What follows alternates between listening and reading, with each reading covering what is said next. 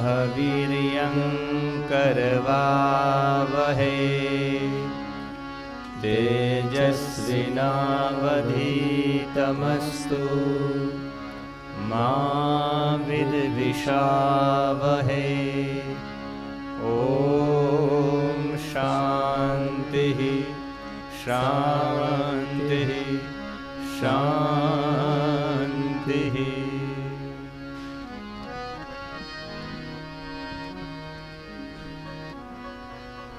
हरि ओम। થોડું આપજો. હરિ ઓમ.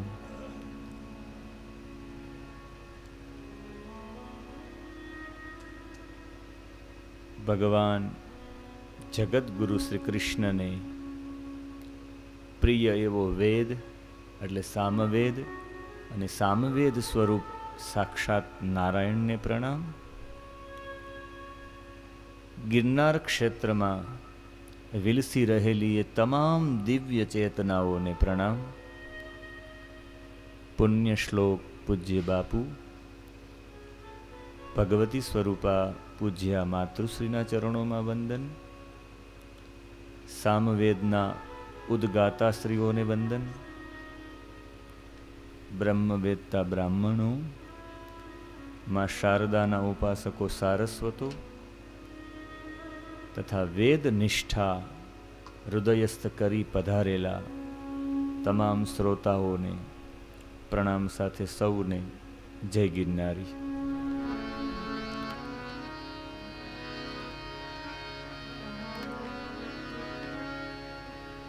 વેદ નારાયણની એક સુગંધ છે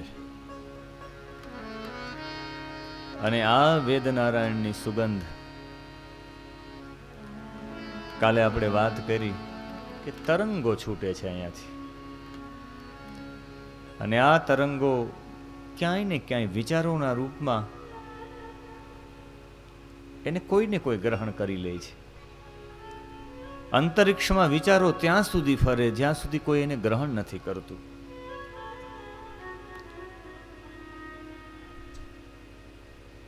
એટલે આ વિચારો કદાચ સુરત પહોંચી ગયા હોય, સુરતથી પણ પંડિતજી પધાર્યા છે. સ્વાગત છે, વંદન છે.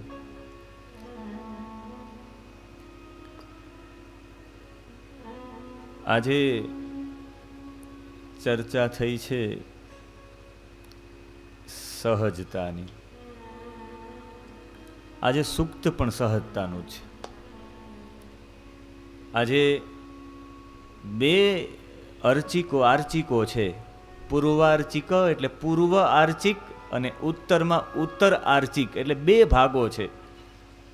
આજે આપણે ચર્ચા કરવાની છે ઉત્તરમાં જે આર્ચિક છે, એક મંત્ર ભાગ છે, બીજા ખંડનો 18મો અધ્યાય. અને આ 18મા અધ્યાયમાં 15 ઋચાઓ છે. આ 15 ઋચાઓમાં 6 ઋચાઓ એ ભગવાન વિષ્ણુની છે.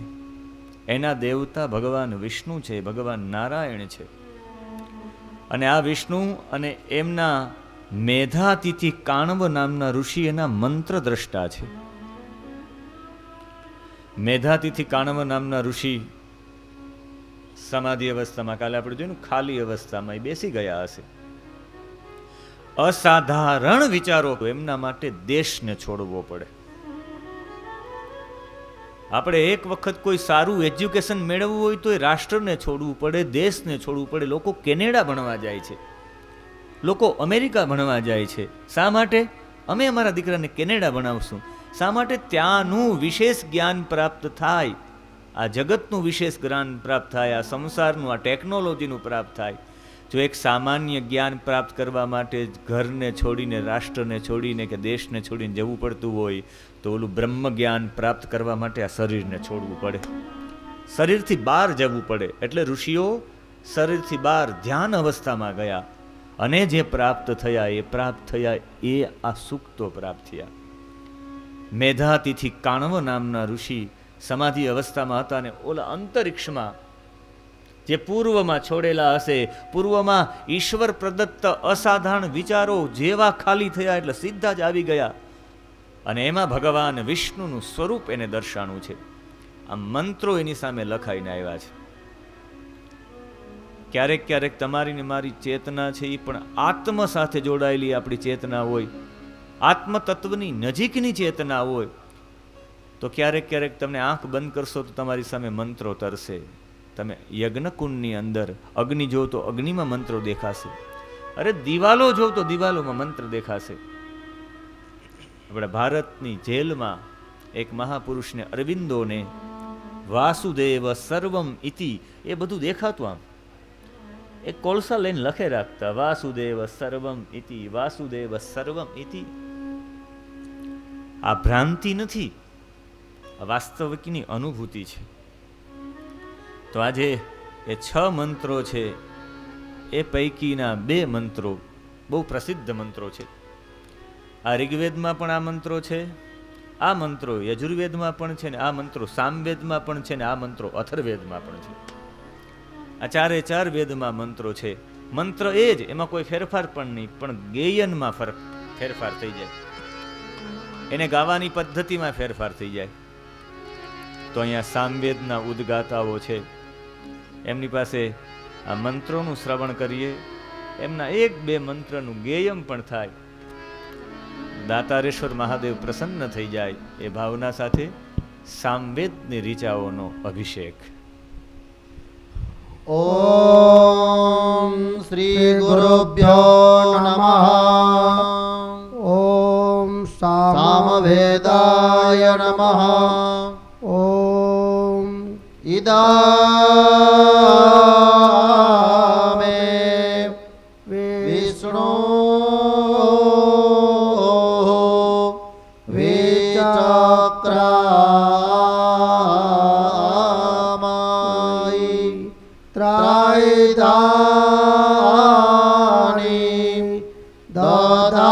ત્રૈધાની દદાય પાદામ સમોય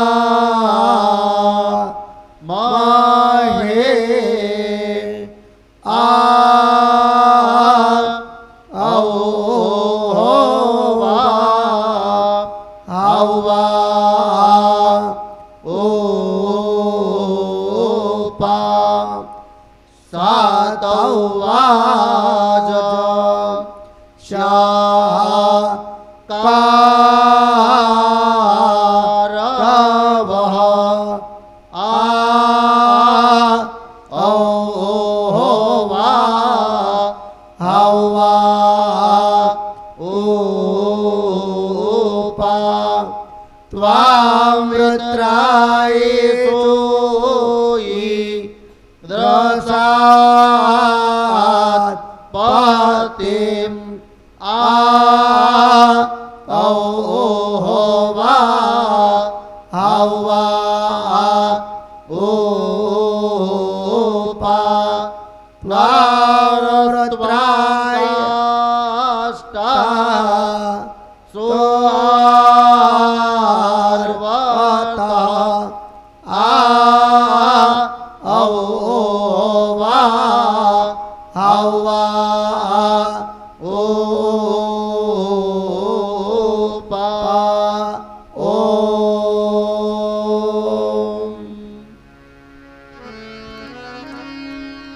આ સામવેદનું ગાયન હતું, એક જ મંત્રનું, જે યજુર્વેદમાં પણ છે, જે ઋગ્વેદમાં પણ છે. ઋગ્વેદમાં બોલવું હોય તો અલગ રીતે બોલી શકાય. ઇદમ વિષ્ણુર્વિચક્રમે ત્રેધા નિદધે પદમ સમૂઢમસ્ય પાગ્મુસુલે. આવી રીતે બોલી શકાય. પણ યજુર્વેદમાં હોય તો યજુર્વેદમાં આ જ મંત્રને હરિ ઓમ ઈદમ વિષ્ણુર્વિચક્રમે ત્રેધાની દધે પદમ સમૂઢમસ્ય પાંખુસુરે સ્વાહા. આ યજુર્વેદનો મંત્ર છે. અથર્વેદનો પરમ દિવસથી આપણે લેશો. જો અથર્વેદમાં પ્રવેશ ક્યાં કર્યો? કાલ છેલ્લો દિવસ છે આ સામવેદનો. આ એક જ મંત્ર જે વારંવાર બ્રાહ્મણો જ્યારે આમ રખાવે પુણ્યવાચનમાં શ્રીફળ, દક્ષિણમ જાનું વાંચ્ય, ડાબો પગ ઊભો કરી જમણો પગ બેવડો વાળી વિરાસનમાં બેસાડીને કળશ રખાવે ને ત્યારે જે મંત્રો બોલવાના છે આ મંત્રો બોલવાના હોય છે. બધા આ બોલે ત્રીણી પદા વિચક્રમે વિષ્ણુર્ગોપા અદાભ્ય અતો ધર્માણી ધારયન દીર્ઘા નાગા નદીઓ ગિરય ત્રીણી વિષ્ણુ પદાની ચ તેના યુપ્રમાણેન પુણ્યમ પુણ્યાહમ દીર્ઘમાયુરસ્ત્વિતિ ભવંતો બ્રુવંતુ. આવું બ્રાહ્મણો બોલે છે. આપણે પણ એ મંત્રો બોલતા હોય જ્યારે ખ્યાલ ન હોય તો આની અંદરનો સાર શું હશે? પણ એમનો આજ પહેલો મંત્ર છે ઇદમ વિષ્ણુર્વિચક્રમે ત્રેધા નિદધે પદમ સમ ઉહમ અસ્ય પાંસુરે. ઇદમનો મતલબ થાય ઇદમ એટલે આ. ઇદમ ઇતિ પ્રતીયમાનમ સર્વમ જગત ઉદ્દિશ્ય. ઇદમનો મતલબ થાય આ સાથે સમજી લેવાનું સંપૂર્ણ જે પ્રતીયમાન, જે પણ તમને દેખાઈ રહ્યું છે તમામ જગત. એનો મતલબ છે કે આખું જગત. આખું જગતનો મતલબ છે પ્રતીયમાન, જે પ્રતીત થાય છે. અપ્રતીત જગત પણ બહુ મોટું છે જેને આપણે જોઈ નથી શકતા.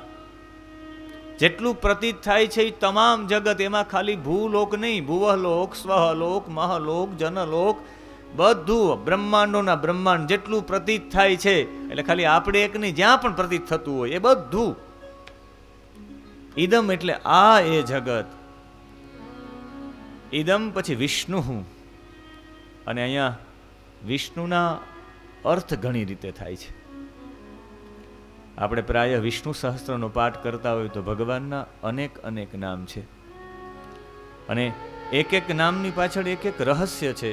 એક એક નામની પાછળ એક સૌથી મોટી વિશેષતા છે. મેં જુનાગઢમાં આજથી લગભગ 7 વર્ષ પહેલા વિષ્ણુ સહસ્ત્ર ઉપર સત્સંગ રાખ્યો હતો. વિષ્ણુ સહસ્ત્રના એક એક નામ ઉપર, એમાં અમે વિશ્વમ નામ ઉપર, વિષ્ણુ નામ ઉપર, આમાં 3 કે 4 નામ ઉપર અમે 3 કલાક સુધી ચર્ચા કરી હતી. ભગવાનના એક એક નામનો અર્થ છે. ઓમ વિશ્વમ વિષ્ણુર્વષટ્કારો ભૂત ભવ્ય ભવત પ્રભુઃ ભૂતકૃત ભૂતવૃદ્ધ ભાવો ભૂતાત્મા ભૂત ભાવનઃ. આમ શ્લોકોની લાઈન થાય ને એમાં એક એકના અર્થ છે. પહેલો અર્થ છે વિશ્વમ વિષ્ણુ. આપણે પહેલા વિશ્વમને સમજીએ એટલે પછી વિષ્ણુને સમજી જઈશું. વિશ્વમ વિષ્ણુર વષટ્કારો ભૂત ભવ્ય ભવત પ્રભુઃ. વિશ્વમનો મતલબ થાય વિશતિ ઇતિ વિશ્વમ. વિશતિ ઇતિ વિશ્વમ. આપણે એમ થાય કે વિશ્વ પુરુષ, વિશ્વરૂપ ભગવાને લીધું. વિશ્વનો અર્થ શું થાય? પ્રલયના સમયે, પ્રલય કાલે સર્વેશામ પ્રાણીનામ, પ્રલયના સમયે બધા પ્રાણીઓને જેમાં પ્રવેશ મળે છે, જેમાં બધાય પ્રવેશ કરી જાય, એને વિશ્વમ કહેવાય. આપણે કહીએ ને આખું વિશ્વ મારા હાથમાં છે, આખું વિશ્વ. વિશ્વ એટલે પરમાત્મા થાય. પરમાત્મા એટલે છેલ્લે પ્રલય થાય ત્યારે બધા ઉપર પાણી ફરી જાય ત્યારે બધું આખું જગત છે પરમાત્માના શ્વાસ દરમિયાન અંદર વયું જાય. બધું એમાં પ્રલયના સમયે સઘળા પ્રાણીઓ જેમાં પ્રવેશ કરી જાય એને કહેવાય વિશ્વમ. કાર્યરૂપ વિશ્વ છે એ કારણરૂપ વિશ્વમાં મળે. એ કારણરૂપ વિશ્વ એટલે પરમાત્મા. ભીમ અને હનુમાનનો સંવાદ છે મહાભારતમાં.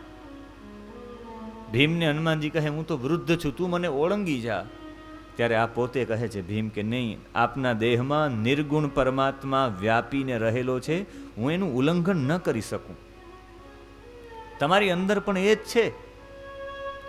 આપણી અંદર એમ છે નહીં, આપણે પણ એની અંદર છે. છેલ્લે અંતે તો આપણે એની અંદર જ જવાનું છે. ભગવાને વિશ્વરૂપ બતાવ્યું ત્યારે ભગવાને આમ મુખ પોતાનું મોટું કર્યું, ક્યાં તો બધું આવવા માંડ્યું, દુર્યોધન ને શકુન ને આ ને તેને. ભગવાન રથ સાથે ચાવી ગયા. એમ ખબર પડી કે આ બધા તો જેમ આપણે કંઈ કાકડી ખાતા હોય એમ ભગવાન ચાવી ગયા કે તું શું મારવાનો છે. આ બધાનો કાળ તો નિશ્ચિત છે. એ વિશ્વરૂપ જોયું ને પછી અર્જુનને ખ્યાલ આવી ગયો. વિશ્વમનો મતલબ થાય આ વિશ્વ 3 રીતે અપરંપાર છે. આ વિશ્વમ એટલે જે બધું પરમાત્મામાં છેલ્લે સમાઈ જાય, જે બધું બધા જેટલા પણ પ્રાણીઓ છે એ બધા છેલ્લે જેમાં પ્રવેશ કરે એને વિશ્વમ કહેવાય. અને આ વિશ્વને 3 રીતે જોઈ શકાય. એક અપરંપાર, 3 વસ્તુનો અપરંપાર છે જેનો પાર જ ન પામી શકે. આપણે કહે ભાઈ તારો મહિમા અપરંપાર છે. અને આ વિશ્વની 3 રીત એવી છે જેને આપણે અપરંપાર કહી શકાય. એક પહેલી રીત રચના. ભગવાનની રચના અપરંપાર છે. આજે આપણા શરીરને જો ખોલવામાં આવ્યું હોય તો આ શરીરને જોઈએ તો એની રચનાઓ જોઈ માણસ ગાંડો થઈ જાય કે આવી બધી રચના. અહીંયા તમે આ જો ડોક્ટરો એને ખ્યાલ છે.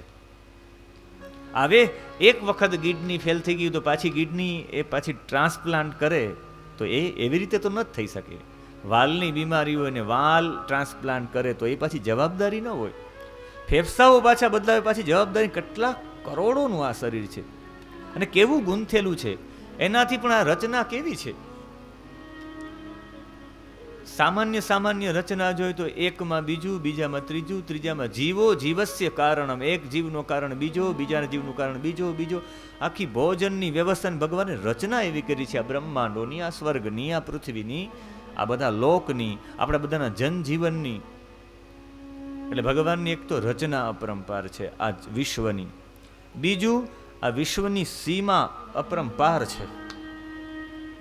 સીમાથી માપી ન શકો આ જગતને, આ વિશ્વને, જેને આપણે ભગવાન સ્વરૂપ માનીએ.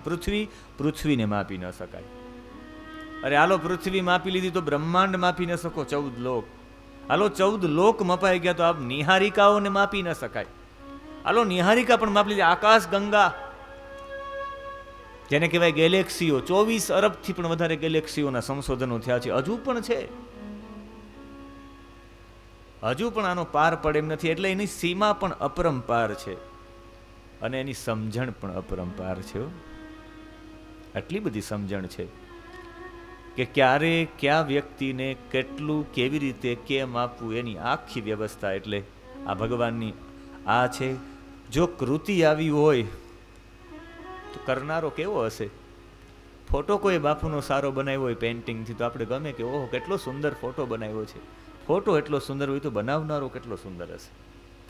આ વિશ્વમનો મતલબ થાય જે પ્રલય સમયે સઘળા પ્રાણીઓ જેમાં પ્રવેશ કરશે એને વિશ્વમ કહેવાય.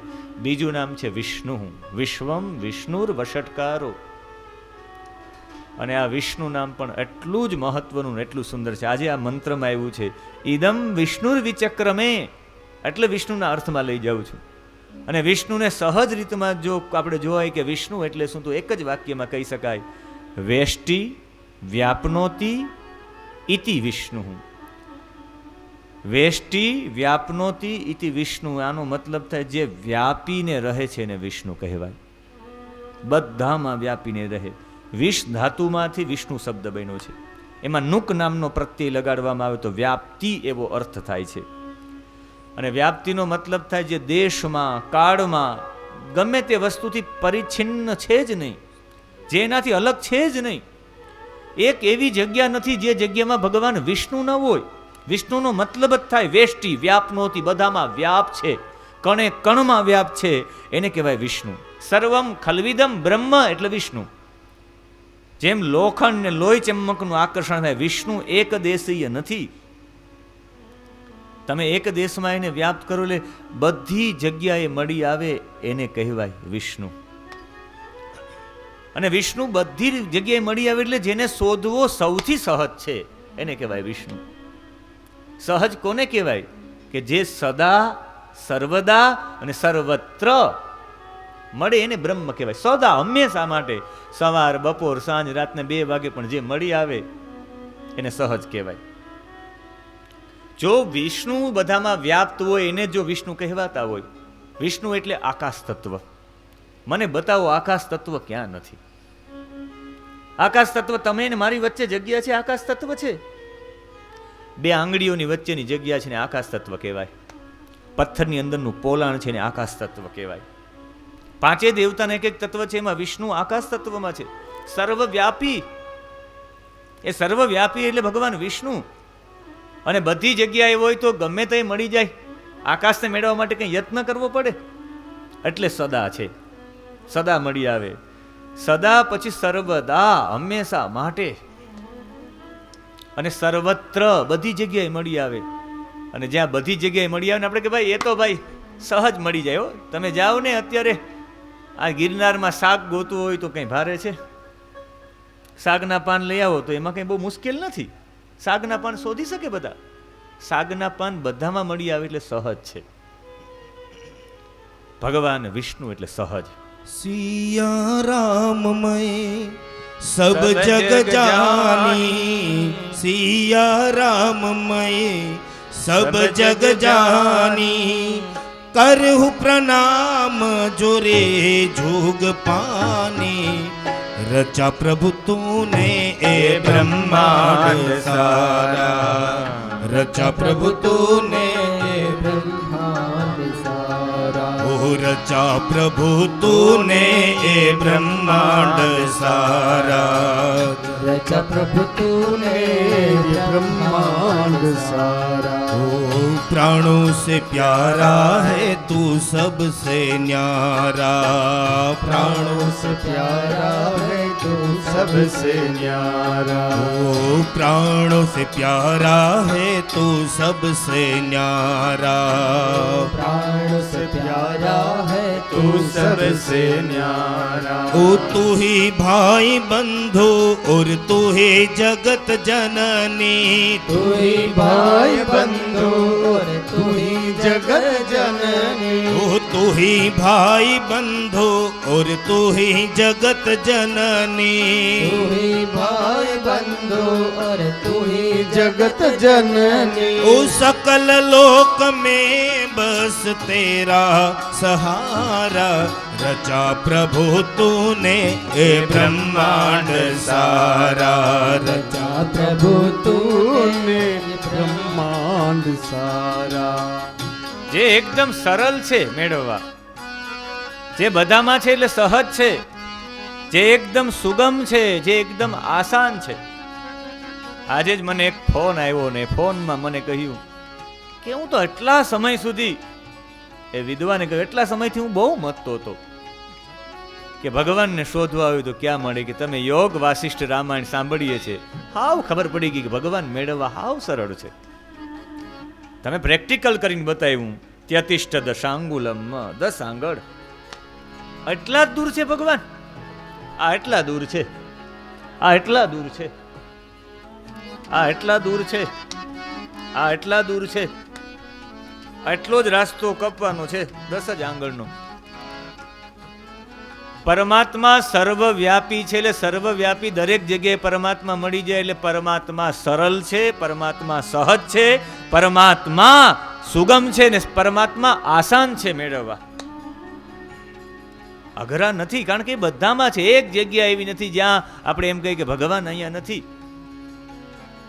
અને આ જ સહજતા, આ જ સરળતા પરમાત્મા જો બધામાં હોય, બધાની અંદર હોય, તો એક પણ વસ્તુ આપણા જીવનમાં દુર્લભ છે જ નહીં. બધી સુલભ છે, બધી સરળ છે, બધી સહજ છે.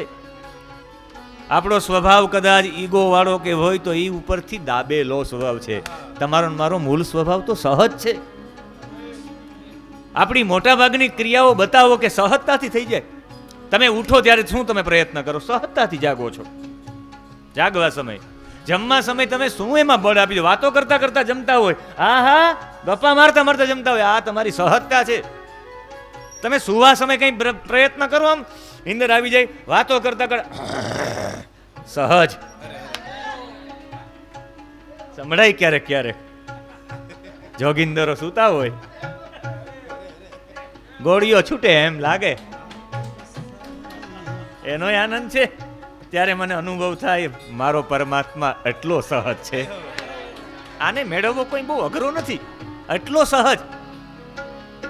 વર્ષો સુધી આ મહાપુરુષે અહીં ધૂણી તાપી હોય, આપણે એના સાનિધ્યમાં બેસીને વેદ સાંભળી શકીએ, આપણી યોગ્યતા ન હોય તો આ છે સહજ. આપણે જેટલા બેઠા છે આ લોકો ને હું, આપણે બધા જેટલા છે ખરેખર વેદના આપણે અધિકારી છીએ. જે આ વેદના મંત્રો સમજાવે, વેદના મંત્રો કહેવા માંગે, વેદના મંત્રનો ભાવ છે એટલા આપણે પાત્રતા વાળા પણ નથી. ઓલો સહજ છે ને એમ આ એ સહજ છે ને, એ સહજ હોય તો આપણે સહજ થઈ જવું પડે. બધું સહજ સહજ સહજ. મને આજે પૂછ્યું કે સહજ એટલે શું, આજે આ સુપ્ત પણ હતું, કહ્યું ને આમ વેવ્સ તરંગો છૂટી જાય આમ આકાશમાં, આજે સહજના તરંગો લેવાનું છે. એટલા मेरे ठाकुर इतने सहज है, इसीलिए तो गोपी कभी हाथ पकड़कर उठाती थी, चलो कान्हा मेरे साथ, और उनके साथ रास भी रचाता है. और इतना सहज है मेरा कृष्ण कि किसी एक गोपी ने कहा कि छाछ पीनी है, बटर मिल्क. આ બટર મિલ્ક માટે મારો કાનુડો ત્યાં નાચ કરે, નૃત્ય કરે. વિચારો કેટલો સહજ હશે. आकर सारी लाख 84 आकर सारी लाख 84 आकर सारी लाख 84 आकर सारी लाख 84 जाति जीव जल स्थल और सारे रचा प्रभु तूने ब्रह्मांड सारा. प्रभु तूने ब्रह्मांड सारा. प्राणों से प्यारा है तू सबसे न्यारा. प्राणों से प्यारा है तू सबसे न्यारा. ओ प्राणों से प्यारा है तू सबसे न्यारा. प्राणों से प्यारा है तू सबसे न्यारा. ओ रचा प्रभु तूने ये ब्रह्मांड सारा. रचा प्रभु तूने ये ब्रह्मांड सारा. ओ रचा प्रभु तूने ये ब्रह्मांड सारा. रचा प्रभु तूने ब्रह्मांड सारा. જીવન જરૂરિયાત જેટલી પણ સામગ્રી છે, જલ માટે કંઈ પ્રયત્ન કરવો પડે? સહજ મળી જાય જલ, ભોજન સહજ મળી જાય. આ ગિરનારમાં ગમે ત્યાં જતા રહ્યો, આ ગિરનારી તમને એક દિવસ પણ ભૂખ્યો ન રહેવા દે, જમાડે જમાડે ને જમાડે. સહજ ભોજન મળી જાય છે. અરે તમે વિચાર કરતા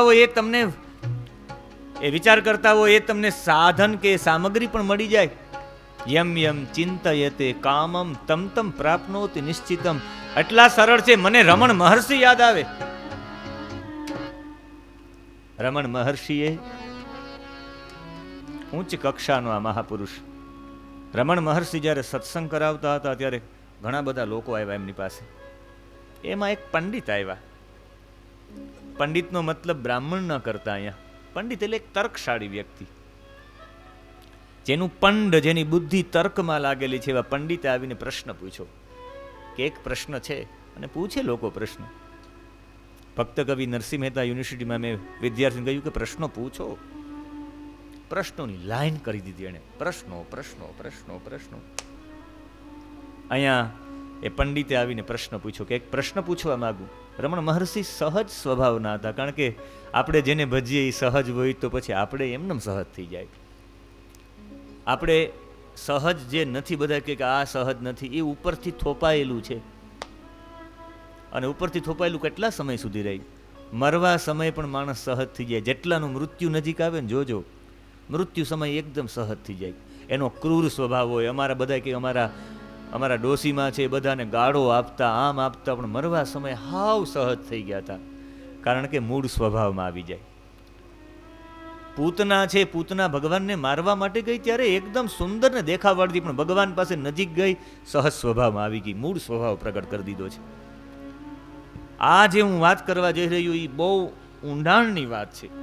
આટલી બધી ઊંડાણની ને એટલી બધી ઊંચી વાત છે કે કદાચ આપણે એ પકડી પણ ન શકીએ, કદાચ આપણા ધ્યાનબારી પણ જતી રહી. રમણ મહર્ષિને પ્રશ્ન પૂછ્યો વિદ્વાને કે આમ, પંડિતે પ્રશ્ન પૂછ્યો કે મહર્ષિજી આનું આમ કેમ? મને ઘણા વર્ષ પહેલા એક કચ્છમાં એક ભાઈએ મને કહ્યું હતું કે અમારા ગામમાં કે ફલાણા એક ભાઈ છે, આ જ્ઞાતિના એ ભાઈ છે, એને શંકરાચાર્ય આવ્યા હતા, પ્રશ્ન પૂછ્યો કે શંકરાચાર્ય કઈ જવાબ ન આપી શક્યા. મને પણ એવું થયું કે ઓહો, શંકરાચાર્ય એનો જવાબ ન. મેં કીધું શંકરાચાર્ય એનો પ્રશ્ન એવો નહીં હોય. કીધું શંકરાચાર્ય નથી આપી શકાય, હું આપી દઈશ, ચાલો મારે એના ઘરે જવું. હું એના ઘરે ગયો. મેં કીધું આ ગામમાં ખોટા મેસેજ ફેરવે રાખશે કે હું શંકરાચાર્ય મને જવાબ ન આપ્યો. અને શંકરાચાર્યને પૂછાય પણ કેવા પ્રશ્ન, એ આપણી યોગ્યતા હોવી જોઈએ. એને શંકરાચાર્ય જેવી વ્યક્તિને કઈ સામાન્ય પ્રશ્ન પૂછાય કે મુચકુંદનો દીકરાનું નામ શું? એને થોડું પૂછાય કે તમે મને નામ આપો કે સુદામાના માતા પિતાનું નામ શું હતું. શંકરાચાર્યને એવો પ્રશ્ન પૂછાય. એને વેદાંતનો પ્રશ્ન પૂછાય, એને વેદનો પ્રશ્ન પૂછાય, એને ધર્મશાસ્ત્રનો પૂછાય. એક વિભૂતિ છે આજે પણ તમારા ટોટલી પ્રશ્નોના જવાબ, જેને કહેવાય અનંત વિભૂષિત શ્રી શ્રી નિશ્ચલાનંદજી. નાસાના લોકો એની પાસે એડવાઇસ લેવા માટે આવે, આટલું એની પાસે ગણિતનું નોલેજ છે, શાસ્ત્રનું નોલેજ છે. જગન્નાથપુરીના શંકરાચાર્ય, આજે પણ શૃંગેરી મઠના શંકરાચાર્ય છે ભારતી તીર્થજી, અનંત વિભૂષિત શ્રી શ્રી શ્રી શ્રી. આજે પણ વેદની પરીક્ષા લેવા આવે તો વિદ્યાર્થીઓ ડરતા હોય કે ભારતી તીર્થજીની સામે કેમ એકાદો સ્વર ખોટો પડ્યો હોય. અહીંયા આમની સાથે બોલીને આ હું એમ ગોઠવી શકું, પણ એકાદો પણ એમાં સ્વર ખોટો પડે તો એ બ્રહ્મ હત્યા સમાન દોષ લાગુ પડે. એટલે તો જેના વેદના જે એણે અધ્યયન કર્યું છે એ જ મંત્ર બોલે. કદાચ એની નકલ મારવી તો એક મંત્ર કે બે મંત્ર આપણે અહીં લે છે, નકલ ન લાગી જાય, હું ગોખી નાખું એની સાથે સાથે એ જ રીતે તો ગેયમ થઈ જાય, એમાં કંઈ મોટી વાત નથી. પણ ખાલી બોલવાથી નહીં, એ લોકોએ 8-8, 10-10 વર્ષ સુધી એમાં યોગદાન, એ બોલે એ દરેક અક્ષર સિદ્ધ થઈ ગયો હોય. એટલે એવા માટે એ બોલે જેના દ્વારા જેણે એમાં પુરુષાર્થ કર્યો હોય ને એ બોલે તો એ યોગ્ય છે. આજે વર્ષોથી જે વ્યવસાય સાથે જેની પેઢી જોડાયેલી હોય ને એ વ્યવસાય કરે ને બીજો નવો વ્યક્તિ આવે. આજે પણ હું કોઈ જ્ઞાતિવાઇઝ નહીં, વાણિયા અને વેપારમાં પહોંચી શકીએ આપણે? કોઈ રીતે ન પહોંચી શકીએ. આજે પણ મને બતાવો કે જે એવા કર્મ કરનારા, ખેતી કરનારી એક આખી જ્ઞાતિ છે, એની સાથે આપણે ખેતીમાં પહોંચી શકીએ? એટલી સુઘડ, એટલી સુંદર, એના બ્લડમાં એ હતું. આજે અમુક એવી જ્ઞાતિ છે જે આજે પશુપાલનમાં છે, તમે એની હારે આવી જ ન શકો, ગમે એટલી ટેકનોલોજી વાપરો, ગમે તે વાપરો. ગુણકર્મ વિભાગ હશે, એનામાં ગુણ, એ કર્મ ગુણ આધારિત થાય ને એ ગુણ આનુવાંશિક આવે. કર્મ એટલું જરૂર છે પણ ગુણ એટલા જ જરૂરી છે. એ ગુણ એવી રીતે આવે. અહીંયા એણે પ્રશ્નો પૂછ્યા, હું ત્યાં એ ગયો એમની પાસે, એનો પ્રશ્ન તો સાવ, મેં એનો પ્રશ્નનો જવાબ આપ્યો ને મેં કીધું હવે આજ પછી કોઈ દિવસ વાત ન કરતા હો કે શંકરાચાર્ય મારો જવાબ ન આપી શક્યા. શંકરાચાર્યને આવા પ્રશ્ન પૂછાય, ફલાણા દીકરા કોણ ને ફલાણા માતા કોણ, એના માટે પુરાણો વાંચી લેવાય, એના માટે કોઈ પૌરાણિકને પૂછી લેવાય. શંકરાચાર્ય જેવી વિભૂતિને તમે ગામમાં બદનામ કરો છો. મેં કીધું આ પાપમાંથી છૂટશો નહીં તમે ક્યારે. પછી તો એને અફસોસ કર્યો. મેં કીધું એવી મોટા એવા રમણ મહર્ષિ પાસે એક ભાઈ મોટા વાળા પહોંચી ગયા. ઘણા બધા માણસો હતા, હું પોતે વિદ્વાન છું એવી સાબિત કરવા માટે, એવું સાબિત કરવા માટે રમણ મહર્ષિને પૂછે તો આનું કેમ જીવ કોને કહેવાય? તો ભાઈ રમણ મહર્ષિ જવાબ આપે કે જે ભાઈ વાસનાયુક્ત જે ચેતના છે ને જીવ કહેવાય. તો આ જીવ ક્યાંથી આવ્યો છે, આમનું આમ કેમ થયું છે? રમણ મહર્ષિને ઘણા બધા પ્રશ્નો પૂછે, એક પ્રશ્ન પૂછે તો બીજો પૂછે, ત્રીજો. એટલે એનો પ્રશ્ન જવાબ જાણવા માટે નહોતો, પોતાની વિદ્વત્તા બતાવવાનો હતો. રમણ મહર્ષિના જીવનનો આ પ્રસંગ બહુ બધા લોકોને ઓછો ખ્યાલ હશે. પોતે રમણ મહર્ષિ હાથમાં દંડો લઈને ઊભા થયા, તારી ભલી થાય. ઓલો વિદ્વાન આગળ ને આ પાછળ, આટલા દોડ્યા. અહીંયા બધા સત્સંગમાં બેઠા અને આ હાથમાં બળો લઈને ગયા. ઓલો વિદ્વાન આગળ કે આટલા બધા ક્રોધમાં થઈને ઊભા થયા રમણ મહર્ષિ હાથમાં બળો લઈને. આજ સુધી ક્રોધ જોયો નહોતો એને કોઈ દિવસ રમણ મહર્ષિનો. એ ક્રોધ જોતા ખરું કે આ જ લાકડી મારશે. એ આગળ દોડે, રમણ મહર્ષિ પાછળ ઊભો રે. ઓલો દોડતો દોડતો ગયો. અને વયો ગયો, એટલો બધો દૂર વયો ગયો કે પાછો આવવાની શક્યતા નથી. ત્યાંથી આવી સીધા દંડો મૂકીને સીધા બેસી ગયા, સીધા સત્સંગમાં.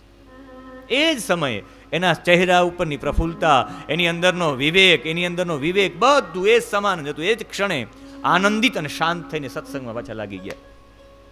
હવે આમાં જોજો, એક લેખક છે પ્રોલ બંટન.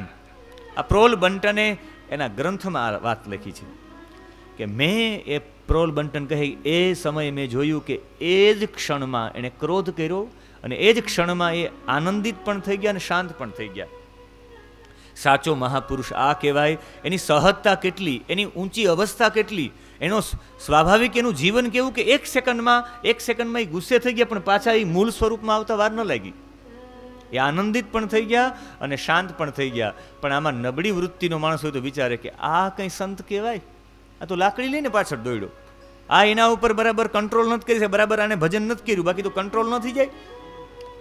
આને સહજતા ન કહેવાય. લોકો એમ વિચારે, પણ સહજતા એને કહેવાય લોકો શું કહે છે અને તે શું કહેશે તેમ પણ વિચારે નહીં, એને સહજ સ્વભાવ કહેવાય. સહજ તો સહજ કહેવાય ને.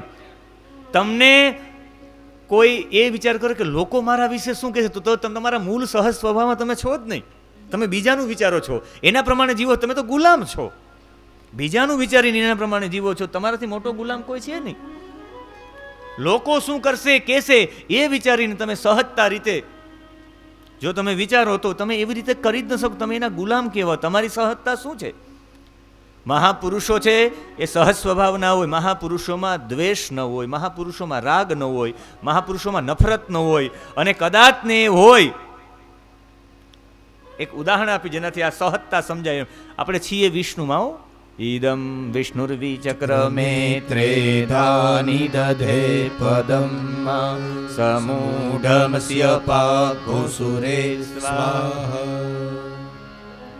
સામવેદમાં ઇદમ વિષ્ણુર્વિચક્રમે ત્રેધા નિદધે પદમ સમૂઢમસ્ય પાઘસુલે. સામવેદનો આ જ મંત્ર છે. ઋગ્વેદમાં પણ છે ને યજુર્વેદમાં પણ છે. આ મંત્ર હવે કોઈ પિતાજી કોઈ પણ દીકરાનો પપ્પા હોય, કોઈ પણ દીકરાનો પિતા હોય, તો કોઈ પણ પુત્રનો પિતા હોય એના પુત્ર ઉપર એ ખીજાશે. પરિણામ કેટલું એવું તારે, તું મહેનત નથી કરી શકો ભણવામાં, આમ તેમ, એની ઉપર ગુસ્સો કરે. મને કહો કે એ પિતા એના ઉપર ખીજાય કે ગુસ્સો કરે, તો એ ગુસ્સો કરે તો આપણે એવું સ્વીકારવું કે આ બરાબર નથી. એ એનો પિતા છે, એ એનો ભલે જે સ્વભાવમાં હોય પણ એ દૂરદ્રષ્ટા પણ છે. ક્યારેક ક્યાંય આશ્રમમાંથી અહીં કહી દીધું હોય, કદાચ કોઈએ કહી દીધું હોય તો એ ક્રાંત દ્રષ્ટા હોય. એક સત્ય ઘટના છે કે એ સત્ય ઘટનામાં દુર્વાસા બેઠા હતા. પકડજો આ વાતને બરાબર. આમ દુર્વાસા બેઠા હતા, થાકી ગયા છે. દુર્વાસા જતા હતા ને અહીંયાથી એક આમ વ્યક્તિ નીકળ્યો, તપસ્વી જેવો વ્યક્તિ નીકળ્યો. દુર્વાસે કીધું, એ ભાઈ અહીં આવજો. જ્યારે એ દુર્વાસા નજીક આવ્યો, કહ્યું કઈ બાજુથી? એને કહ્યું કે હું ફલાણી જગ્યા હતી ત્યાંથી આવું છું. એક પર્વત ઉપર માતાજીનું મંદિર હતું, ત્યાં છેલ્લા 16 વર્ષથી હું સાધના કરતો હતો માતાજીની. આજે મારી સાધના પૂરી થઈ અને માતાજીએ મને વરદાન આપ્યું છે. શું વરદાન? કે મારે ઘરે સંતાનની ખામી હતી, મારે સંતાન ન હતું, એટલે 16 વર્ષ સુધી માતાજીની મેં આરાધના કરી. કે માતાજી દીકરો આપે તો જા. અને કે માતાજીએ પ્રસન્ન થઈને મને કીધું કે જા, તારે ઘેર પુત્ર આવશે. દુર્વાસા કે જાવ, રદ, દીકરો નહીં આવે. બોલો કે હું 16 વર્ષ સાધના કરીને આવું ને હું માતાજીએ મને વરદાન માતાજીએ આપ્યું કે જેણે આપ્યું હોય, જાવ રદ, તમારે ઘર દીકરો નહીં આવે. આમાં સામાન્ય જોવાવાળો વ્યક્તિ એવું વિચારે કે દુર્વાસા બહુ ક્રોધી છે. અંબરીશને ત્યાં પરીક્ષા લેવાથી આપણે દુર્વાસાને નબળા તરીકે વિચારીએ, નબળા ચિતરીએ છીએ. આપણે નબળા ચિતરીએ, પણ મને કોઈ એવું બતાવશે કે એ દુર્વાસા છે, આને શ્રાપ આપ્યો દુર્વાસાએ એ કે તારે અહીંયા સંતાન નહીં થાય, એમ નહીં, તારા ભાગ્યમાં નથી. આ તો પાછળ પડ્યો એટલે ભગવતીને એને આપવું જ પડે એની સંતોષ માટે કે તે કર્યું છે એ કર્મનું ફળ, પણ એના ભાગ્યમાં નથી એટલે અહીંયા એને કહ્યું છે કે તારે અહીંયા નહીં આવે. એક કારણ. બીજું કારણ આપણે એમ થાય કે દુર્વાસા એટલા ક્રોધીને આ છે એમ નહીં હોવા, એણે ત્યાં શ્રાપ આપ્યો છે એટલે એમ શ્રાપ આપ્યો એમ નહીં. કદાચ ને દુર્વાસા ત્યાં એવું કહેવા પણ માગતા હશે કે જે વ્યક્તિએ 16 વર્ષ સુધી માં ભગવતીની સાધના કરી, આવી સાધક અવસ્થા પહોંચી ગઈ ને હવે આને ઘરે પુત્ર જન્મશે. પુત્ર જન્મશે એટલે આસક્તિ, અને આસક્તિ એટલે પાછું ફસાવાનું. 16 વર્ષ સાધના કરવા વાળો વ્યક્તિ પાછો આ સંસારમાં આસક્તિમાં ફસાશે. કોણ પુત્રેષણા વિત્તેષણા લોકેષણામાંથી બચી શકે? લોકેષણામાં ફસાઈ જાય, વિત્તેષણામાં ફસાઈ જાય ને છેલ્લે પુત્રેષણામાં દીકરો આવે એટલે ફસાય. એના લાડ પ્યારમાં, એના પ્રેમમાં એ પુત્રેષણા છે. લોકેષણા, લોકો મને શું કહેશે, લોકો મારા વિશે શું વિચાર, હું વિચાર રાખું કે ભાઈ લોકો મારી કથા કેમ સમજે છે કે નહીં, લોકો મારા કથાનું એ સમજે કે ન સમજે, નિયત કર્મ કરવું જોઈએ. હું નહીં, શ્રીમદ ભગવદ્ ગીતા કહે છે, શ્રી કૃષ્ણ કહે છે. કૃષ્ણ કહે કે તમારે સહજ કર્મને છોડવું જ નહીં. સહજમ કર્મ કૌંતેય સદોષમપી ના ત્યજેત સર્વારંભા હિ દોષેણ ધૂમેનાગ્નિરિવાવૃતા. શ્રીમદ ભગવદ્ ગીતા કહે છે સહજમ કર્મ કૌંતેય. હે કૌંતેય, હે અર્જુન, સહજમ કર્મ, તું સહજ કર્મને ન છોડ. સદોષમ અપી ન ત્યજેત, એ દોષવાળું હોય ને તમારું તો એ સહજ કર્મ નહીં છોડવું. એટલે સંતોને જે મસ્તી આવે એમ કરે, એવું ન હોય કે સંતો આમ જ રહેવા જોઈએ. એ તો ચલમે ફૂકે, ગાંજોય ફૂકે ની બધું ફૂકે. આપણે એના ઉપર આદેશ રાખીએ કે આમ સંતો આવા જ હોવા જોઈએ ને. ઘણા લોકો કે સંતો મોટી મોટી ગાડી રાખે, પણ તમે એને કહેશો એ એની સહજ અવસ્થા છે. જે લોકો સહજ અવસ્થાને ન છોડે એને ભગવાન મળે છે. પૂતના ગમે એવી રાક્ષસી હતી, એને સહજ સ્વભાવનો છોડ્યો, કોઈને મારી નાખવાનો, પામી ગઈ ભગવાનને.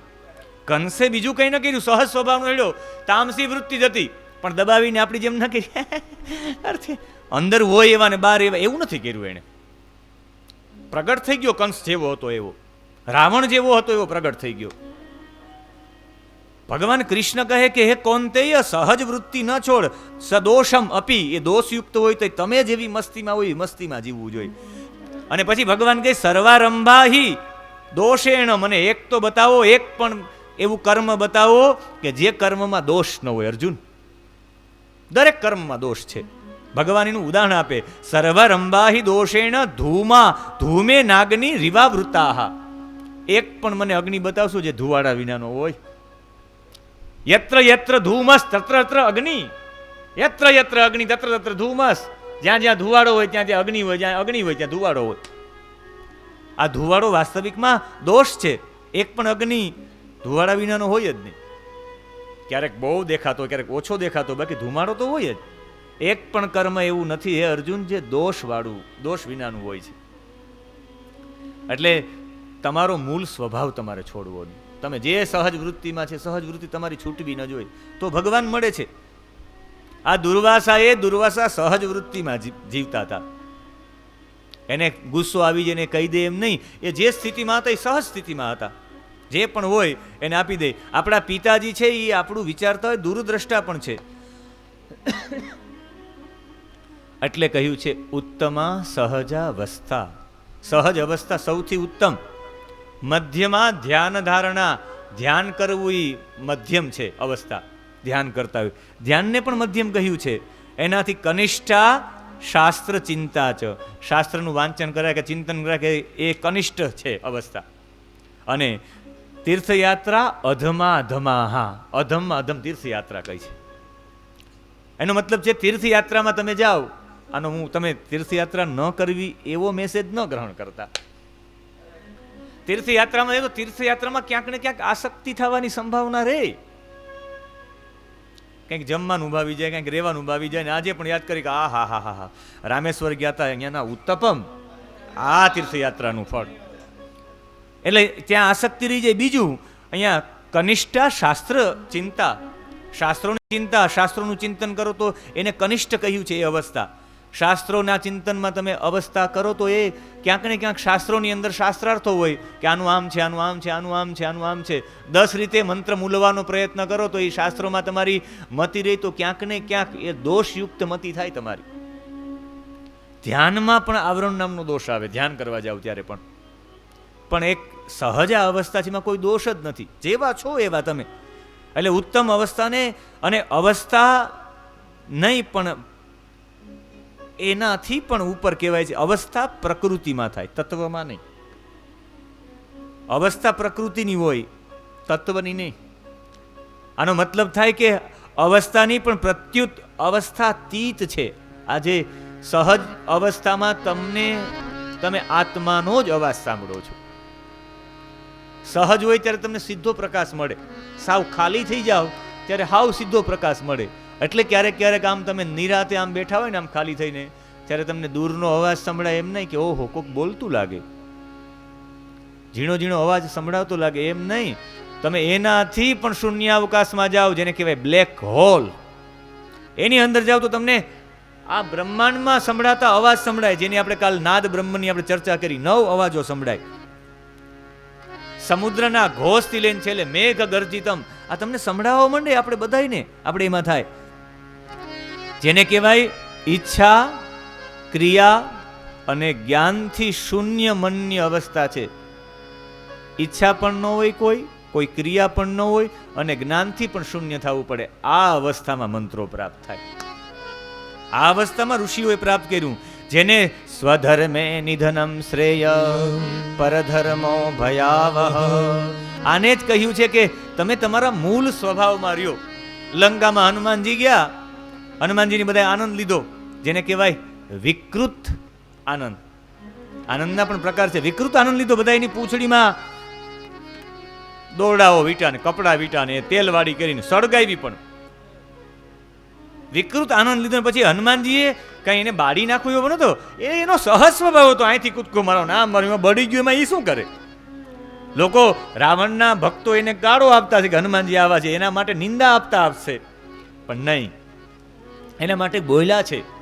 રાવણના સૈનિકો કેવું કેવું બોલ્યા છે હનુમાનજી વિશે, જ્યારે આખી લંકા બળી ગઈ. પણ એ લંકામાં બળી ગઈ, એને બાળી નથી, એનો સહજ સ્વભાવ છે.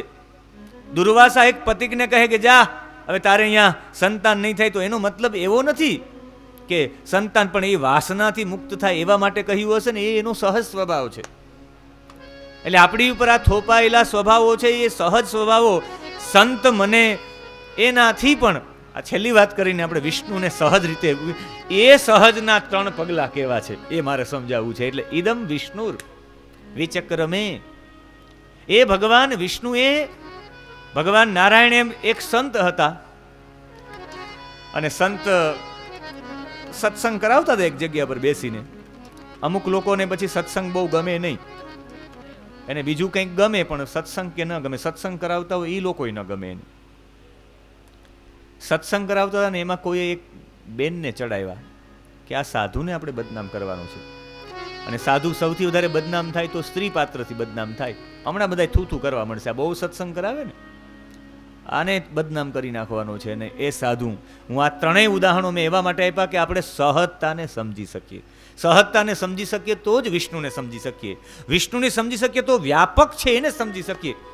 આ ઇદમ વિષ્ણુ, એની ચર્ચા છે. આ વિચક્રમે ત્રેધાની દધે પદમ સમૂઢમસ્ય પા ઘુસુરે સ્વાહા. ઇદમ વિષ્ણુ વિચક્રમે, આ વિષ્ણુ એટલે એક સંત હતા ને એ સ્ત્રીને ભડકાવીને કોઈ મોકલા, એ સંતની પાસે જઈને જાહેરમાં બોલ્યા કેવું બધું. મુંડન કરાવેલા હતા એ સંત, દંડી હતા, એટલે સીધું કહ્યું કે આ દંડી નથી, એ મુંડન કરાવેલા. એટલે આપણે મુંડન વાળાને જેવી રીતે બોલીએ એવી રીતે બોલ્યા. એ બે સાંભળી ન શકાય એમ. સત્સંગ વાળા કે સ્વામીજી તમને કહે છે, તમારા વિશે બોલે છે. તો સ્વામીજી કે બોલે, સાધુ ને સંત એમ કરીને બોલે, મારું નામ લે તો ઠીક છે, તો મારે કંઈક કહેવાય. આમ તો ચડાવીને મોકલા બેને, ઓલા બેને નામ લીધું કે તને કહું છું, ફલાણા ફલાણા નંદ તને કહું છું. તો બધા એ ઓલાથી સંભળાવું નહીં કે તમને કહે છે તમારું નામ, નહીં કે મારા નામનો એક વ્યક્તિ ક્યાં છે, મારા નામનો તો કેટલા બધા એવા વ્યક્તિ છે. તો ઓલા બેનને વધારે ગુસ્સો ચડ્યો, એને વધારે ગાળો આપી. આમ કરીને તને એમ કરીને, હે એમ કરીને કીધું એનું નામ લઈને, ફલાણા નંદ તને કહું છું કે હવે તો તમારી સામે આંગળી પણ ચીંધે છે. આમણે કહ્યું ભલે ની આંગળી ચીંધે, પણ એ આંગળી ચીંધે પણ મારા તો, હું તો 5 ખોખામાં પૂરાયેલો છું, કે આ ખોખાને કે મને થોડી ખબર છે. આ મારા 5 શરીર છે.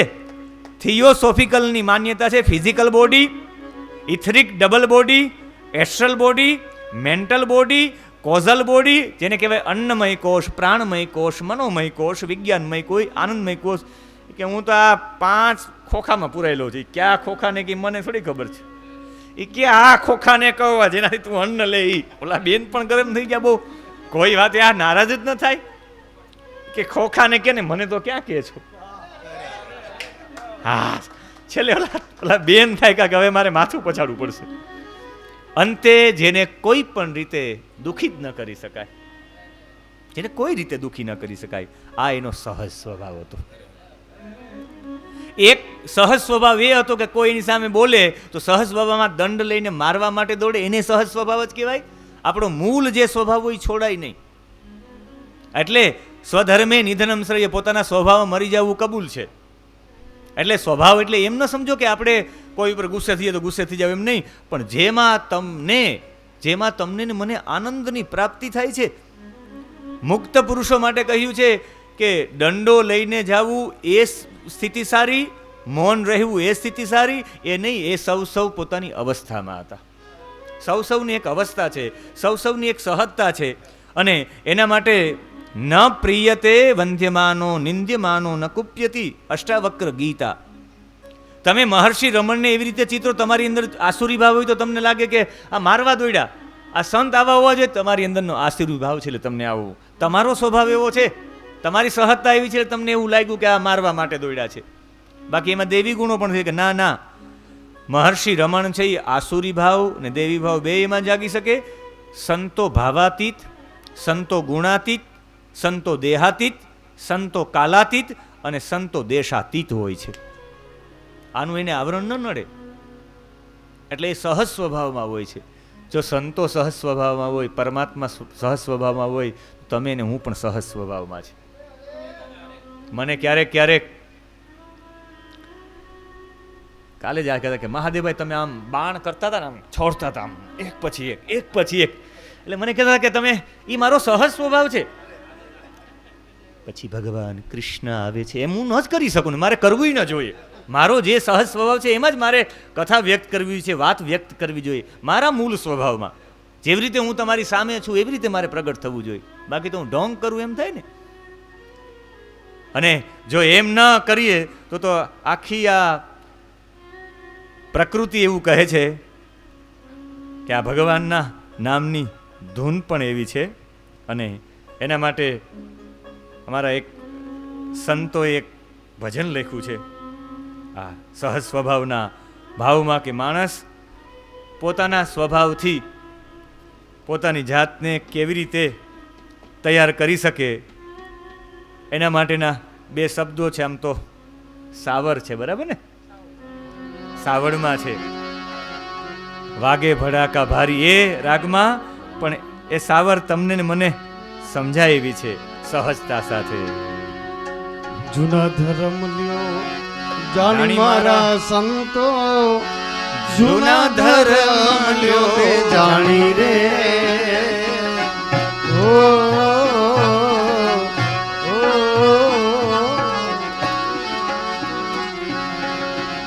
જૂના ધર્મ લ્યો જાણી મારા સંતો, જૂના ધર્મ લ્યો જાણી રે.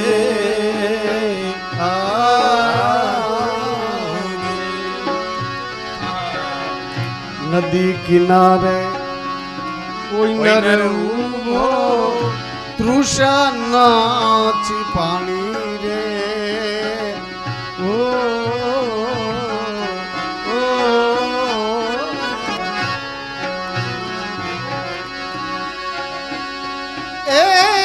નદી કિનારે કોઈ નર ઉભો, તરસ નાચી પાણી રે.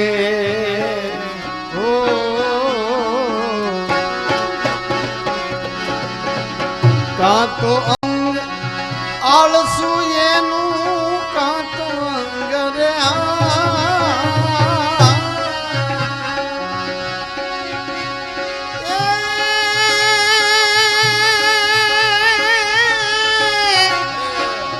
આળસુ એનું, કાં તો સરિતા સુખાણી સંતોવા, કાં તો સરિતા સુખાણી સંતો.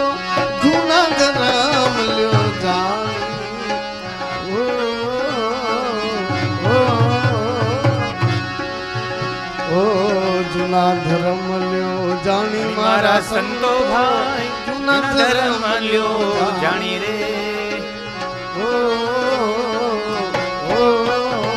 આ જૂનો ધર્મ એટલે બીજો કોઈ ધર્મ નહીં. શ્રીમદ ભગવદ્ ગીતા કહે સ્વધર્મે નિધનમ શ્રેય. મૂળ તમારા સ્વભાવમાં તમે રહ્યો.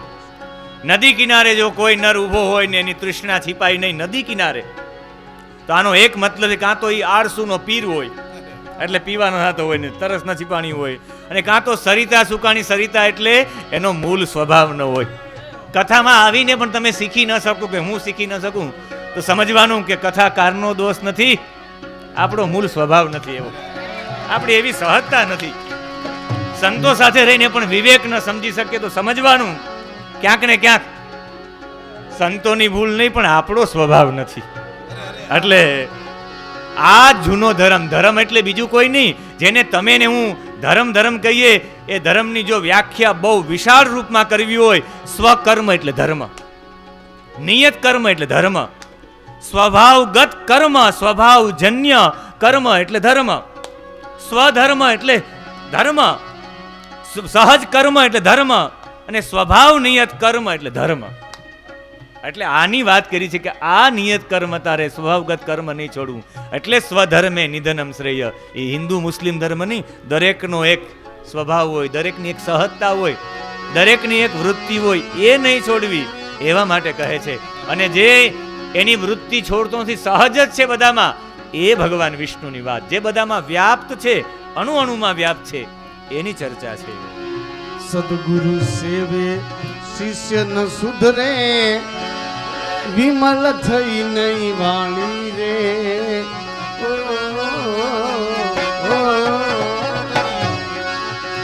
એ સદગુરુ સેવે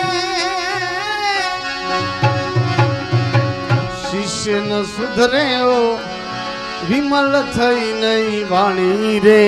અરે અરે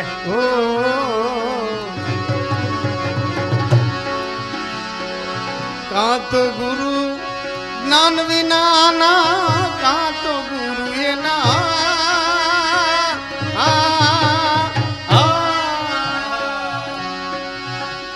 એ જ્ઞાન વિનાના, કાં તો પાપી પ્રાણી એ સંતો, કાં તો પાપી એ પ્રાણી રે સંતો. ભાઈ ધર્મ લ્યો જાણી રે.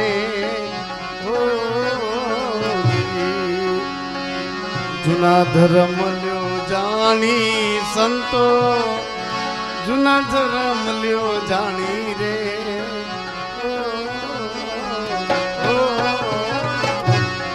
સદગુરુના સેવનમાં બેઠા હોય અને શિષ્યની નિર્મળ વાણી ન થાય, શિષ્ય ક્યાંક આડાવડું બોલી જાય.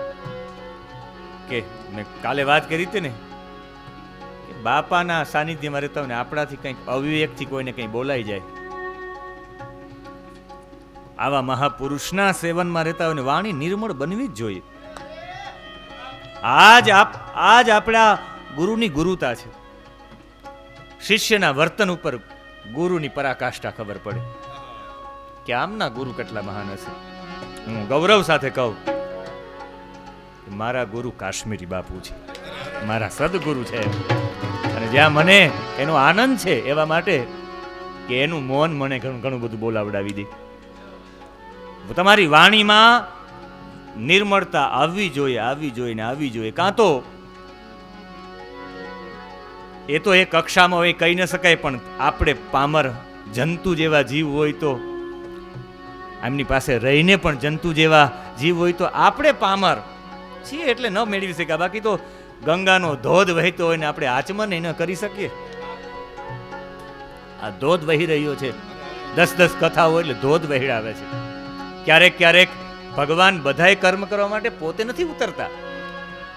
આ 52 કામ કરવા માટે અખિલ બ્રહ્માંડનો માલિક તદ આત્માનમ સૃજામ્યહમ, કોઈની આત્માનું સર્જન કરી નાખે કે જા નરસિંહ મહેતાનું આ કામ કરી આવ. એમ ક્યારેક આવા મોટા પુરુષો બીજાના દ્વારામાં બોધ અપાવી દઈએ આપણે. એટલે આ ધર્મ છે એ જૂનો ધર્મ છે.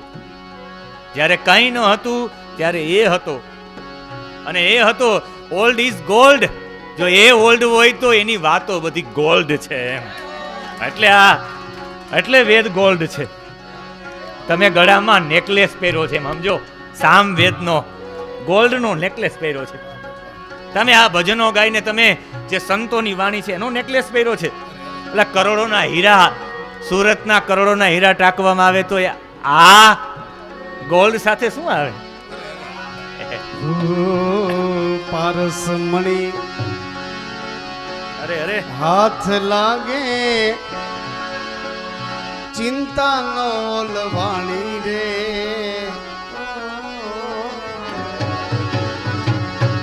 મળી પારસ મણી તને હાથ લાગી ચિંતા નો લવાણી રે.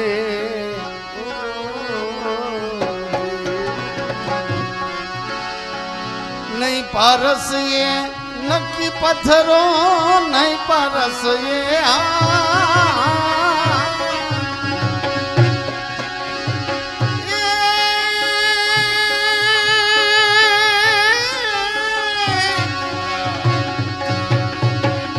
નહીં પારસ નક્કી પથ્થરો. વસ્તુનો ઓળખાણી રે સંતો એને, આ વસ્તુનો ઓળખાણી રે સાધુભાઈ જૂના ધર્મ લ્યો જાણી રે. હો જૂના ધર્મ લ્યો જાણી રે સંતો, હે જૂના ધર્મ લ્યો જાણી રે. ઓ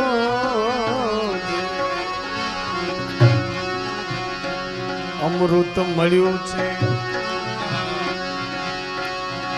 પણ અમર થયો નહીં. આ તને અમૃત મળ્યું છે, તું અમર થયો નહીં.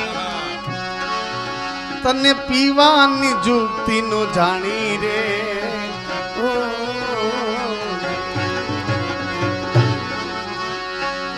કા તો તારા ઘટમાં ગયું નહીં, કા તો તારા રે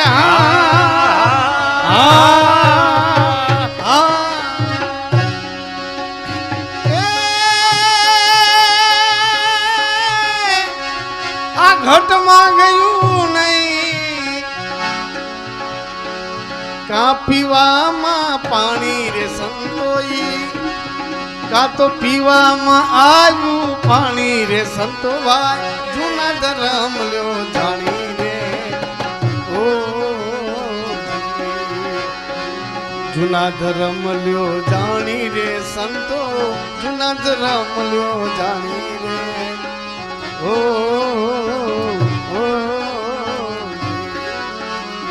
એટલે વેદ મંત્રમાં કહ્યું છે ત્રીણી પદા વિચક્રમે વિષ્ણુ ગોપા અદાભ્ય અતો ધર્માણી ધારયન. આ જૂનો ધર્મ લ્યો જાણી. અતઃ પછી ધર્માણી ધારયન, ધારયન ઇતિ પોષયન.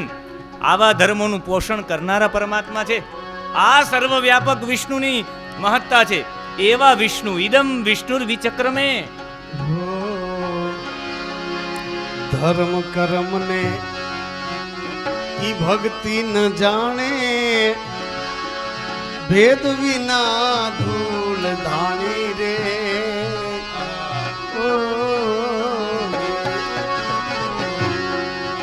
આ ધર્મ કર્મ ને ભક્તિ નો જાણે, ધૂળ થયા વાણી ધાણી રે. ઓ કે છે ગણપત એ સમજી લેજો, કે છે ગણપત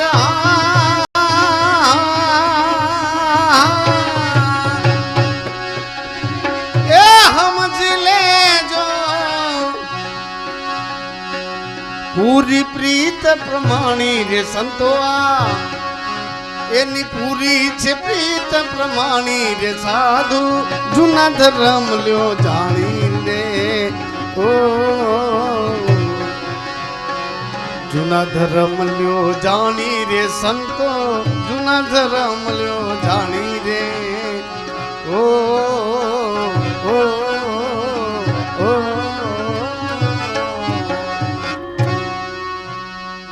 ઇદમ વિષ્ણુર્વિચક્રમે ત્રેધા નિદધે પદમ સમૂઢમસ્ય પાઘુસુરેશ્વા.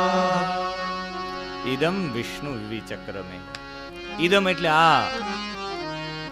પ્રતીયમાનમ સર્વમ જગતમ ઉદ્દિશ્ય. આને ઉદ્દેશીને ભગવાન વિષ્ણુ એટલે જે સહજ છે, જે બધામાં છે, બધામાં વ્યાપ્ત છે, એવા પરમ તત્વએ વિચક્રમે વિશેષેણ ક્રમણમ કૃતવાન. એને 3 પગલાઓ ભર્યા, જેની કથા આપણે પુરાણોમાં સાંભળીએ છીએ કે વામનજીએ 3 પગલા ભર્યા. આ મંત્રમાંથી આખી વામનજીની કથા આવી છે. એ 3 પગલા સૂક્ષ્મતરમાં મારે સમજાવવા છે. એ પહેલા આપણે જે આ કથાઓ સાંભળીએ છીએ એમાં વામનજી વામનમાંથી વિરાટ થઈ જાય અને 3 પગલામાં આપે. 3 પગલામાં બધું લઈ લે છે બલિ પાસે. એ કથા આ મંત્રોમાંથી લેવામાં આવી છે. ઇદમ વિષ્ણુર વિચક્રમે. વિચક્રમે એટલે વિશેષેણ ક્રમણમ કૃતવાન. વિશેષ જેણે ક્રમણ કર્યું છે એવા ભગવાન વિષ્ણુ જે બધામાં વ્યાપ્ત છે, આખા જગતમાં વ્યાપ્ત થઈને 3 પગલાઓ ભર્યા છે. ત્રેધા એટલે ત્રિભિઃ પ્રકારેહિ, 3 પ્રકારે. નિદધે પદમ. પદમ એટલે પગ. નિદધે એટલે કૃતવાન. નિદધે એટલે પ્રક્ષિપ્તવાન. એને 3 પગલા ભગવાને આખા સંપૂર્ણ જગતમાં ભગવાને 3 પગલા ભગવાને મૂક્યા છે. કોને? સર્વવ્યાપી પરમાત્માએ. જે બધામાં વ્યાપ્ત હોય તો એના પગ ક્યાં જાય? એના પગ જાય તો આપણે એમ થાય કે આ પૃથ્વી શું હશે.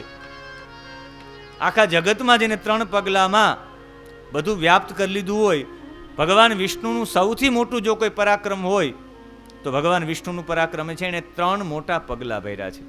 ત્રીણી પદા વિચક્રમે. એને 3 પગલાઓ સૌથી મોટા ભર્યા છે.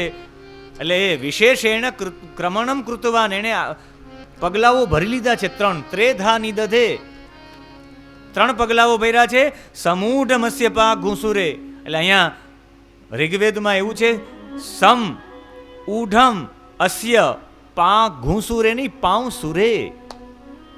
એ ઘૂ મના ઉચ્ચારણમાં છે. એટલે પાંસુરેનો મતલબ થાય યસ્ય વિષ્ણોઃ પાંસુરે. પાંસુરે ધૂલિયુક્તે.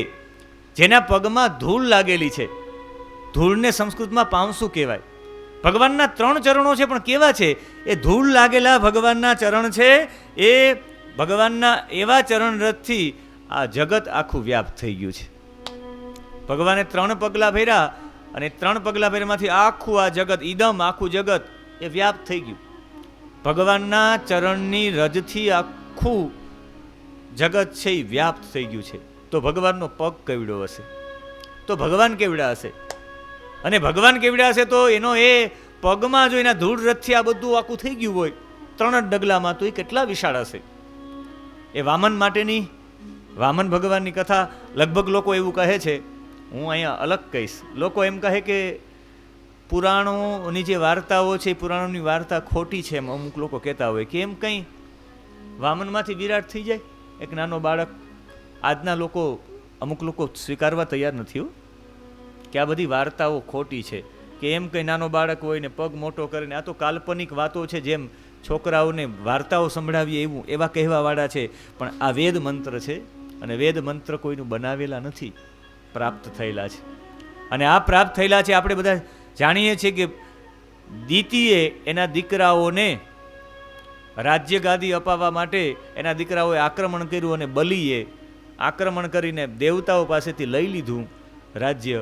અને હવે મારી પાસેથી આ રાજ્ય જવું જ ન જોઈએ. એના માટે હું શું કરું? 100 અશ્વમેધ યાગ કરો તો આ પદ તમારી પાસે કોઈ લઈ ન શકે. શુક્રાચાર્યના કહેવા ઉપર એ યાગ કરી રહ્યા હતા. આ તરફ બધા દેવતાઓએ અદિતિને પ્રાર્થના કરી કે માં તમે કંઈક કરો. કશ્યપને પૂછીને એમણે વ્રત કર્યું અને વ્રત પૂર્ણ થવાની સાથે જ એને આખું પયોવ્રત કહેવામાં આવે. પયોવ્રતનો આખો મહિમા છે.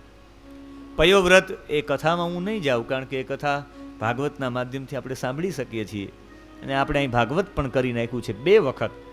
એટલે એ ભાગવતજીના અનુસંધાનમાં સીધો જ કથામાં પ્રવેશ કરતા મૂળ સૂક્ષ્મમાં સેજ પ્રવેશ કરી જાય આપણે બધા. જ્યારે બધા દેવતાઓએ પ્રાર્થના કરી એટલે પયોવ્રત કર્યું, પયોવ્રતની કૃપાથી જ્યારે શરીરની શુદ્ધિ થઈ ગઈ પછી એક તેજ પુંજ પ્રગટ થયું છે અદિતિ પાસે, અને એ બીજું કોઈ નહીં, ભગવાન નારાયણ સ્વયં. અને નાના બાળકના રૂપમાં એ ચંદ્ર શ્રવણ નક્ષત્રમાં આવ્યો, ભાદરવા સુદ 12 હતી, અભિજીત મુહૂર્તમાં ભગવાન પ્રગટ થયા છે. એ સમયે તો એના તત્કાલ જાત કર્મ સંસ્કાર ને બધું ફટાફટ થયું છે. બધા દેવતાઓએ આપીને એને કંઈક ને કંઈક અર્પણ કર્યું છે. સપ્તર્ષિઓએ એને હાથમાં કુશ આપ્યો છે, સરસ્વતી માતાજીએ ગળામાં માળા ધારણ કરાવી છે, કુબેરે એને ભિક્ષાપાત્ર આપ્યું છે, ભૂદેવી એને કૃષ્ણ મૃગચર્મ આપ્યું છે, અદિતિએ કોપીને આપ્યું છે. અને એ સમયે કહ્યું કે માં જલ્દી જે એક વામનનું રૂપ લીધું, એક બટુકનું રૂપ લઈ લીધું. કહ્યું કે માં હું જલ્દી જાઉં, ભૃગુ કચ્છમાં ભરૂચમાં છેલ્લો યાગ થઈ રહ્યો, જો આ થશે તો તારા પુત્રોને હું પાછું અપાવી નહીં શકું. એક વામન બનીને ભગવાન ગયા છે. અને જેવા જ ભગવાન વામન બનીને એને ત્યાં જાય છે ત્યારે અહીં આ યજ્ઞ થઈ રહ્યો હોય, અને યજ્ઞ થઈ રહ્યો ત્યારે એ વામનને જુએ છે. હવે આની આખી કથા જોવા જેવી છે. જ્યારે એ ત્યાં પહોંચે અને વસ્તુત ત્યાં જોઈ કે એક બ્રાહ્મણનો બાળક આવ્યો ને બલિ બહાર આવે. બલિ કહે કે માગો શું જોઈએ તમારે? તમારે આ જોઈએ, તમારે આ જોઈએ, તમારે આ જોઈએ, તમારે ગામ, તમારે ગાય જોઈએ, તમારે કાંચનમ, તમારે સોનું જોઈએ, તમારે ગુણવત ધામમ, તમારે શું જોઈએ? તમે જે માગો એ આપીશ. આજે મારો છેલ્લો યજ્ઞ છે ને તમે અમારા ઘરે અતિથિના રૂપમાં આવ્યા છો. અને શાસ્ત્રોમાં અતિથિ એને જ માનવામાં આવે કે અજાણ્યો વ્યક્તિ તમારી પાસે આવે, જેની તમને જાણ પણ નથી, જે તમારી પરિચિત પણ નથી. અતિથિના 10 અર્થ આપ્યા છે વેદોમાં. અતિથિ એટલે તમારા ઘરે આવેલો સંન્યાસી અતિથિ કહેવાય. તમારા ઘરે આવેલો બ્રાહ્મણ અતિથિ કહેવાય.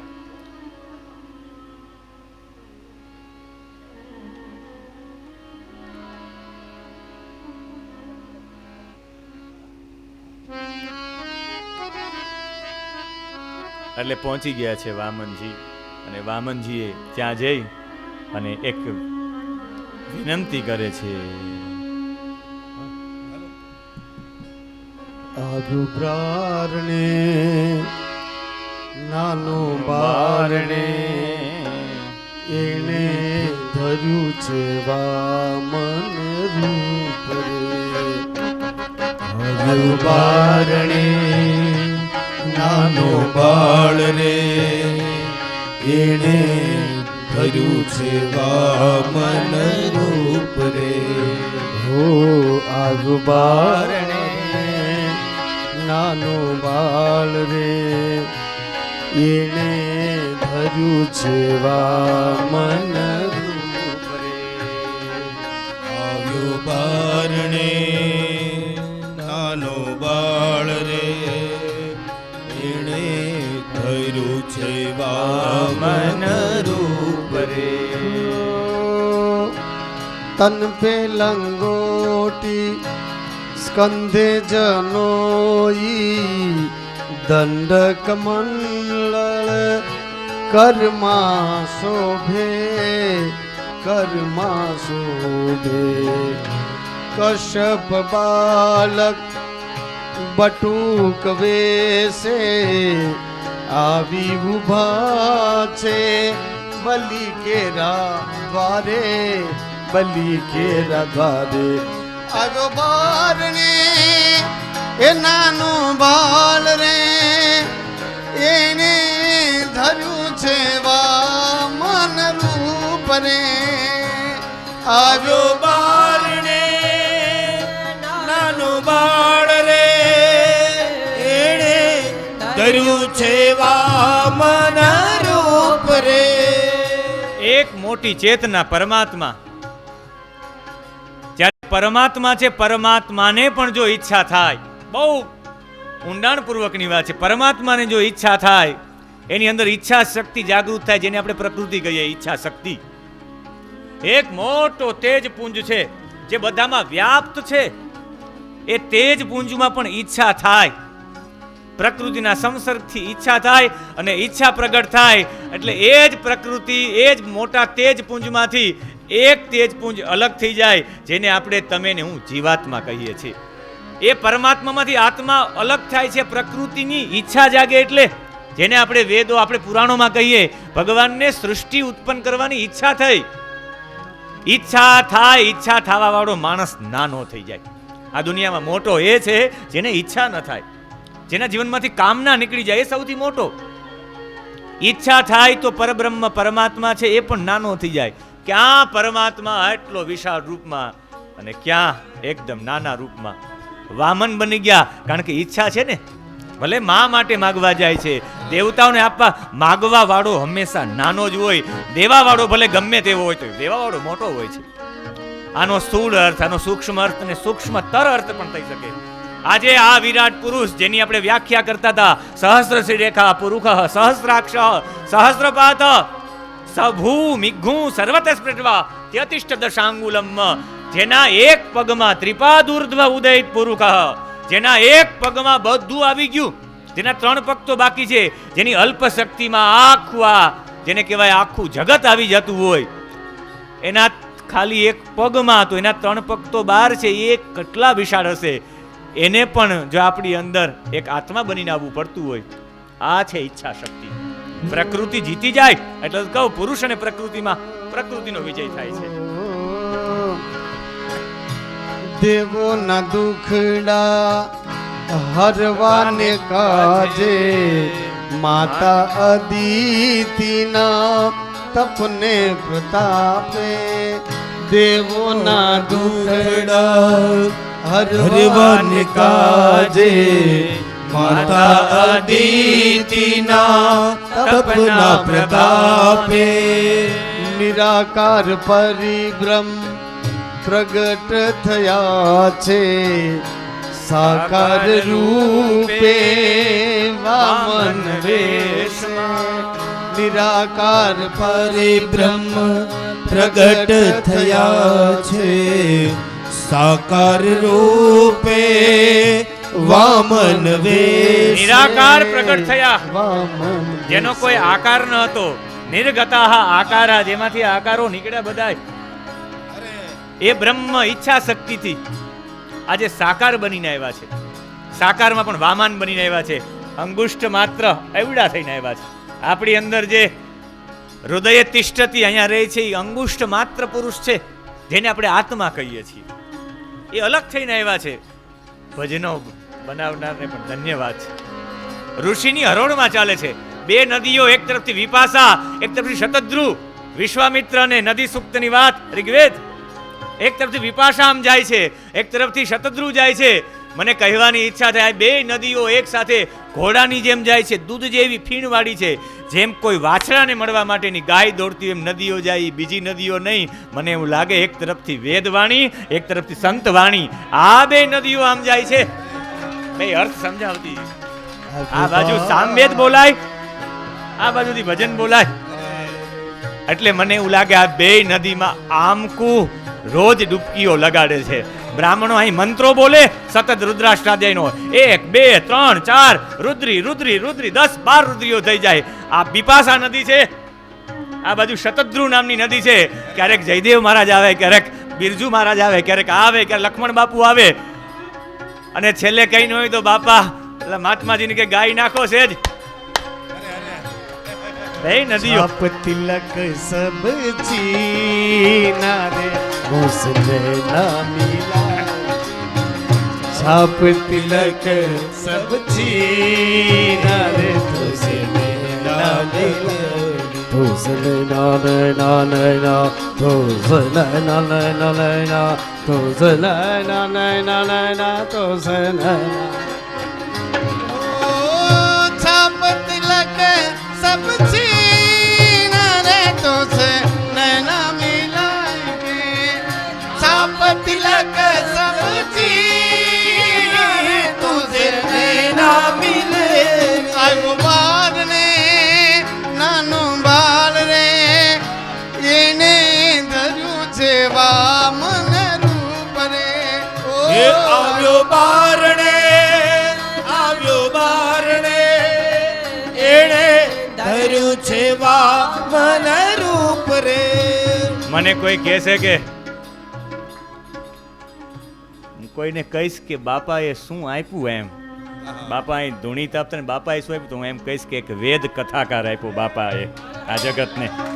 વેદનો કથાકાર, વેદ ઉપર કથા કરનારો. આ છે દેણ. ક્યારે મહાપુરુષ ક્યારે કોને કેવી રીતે કેમ આપી દે,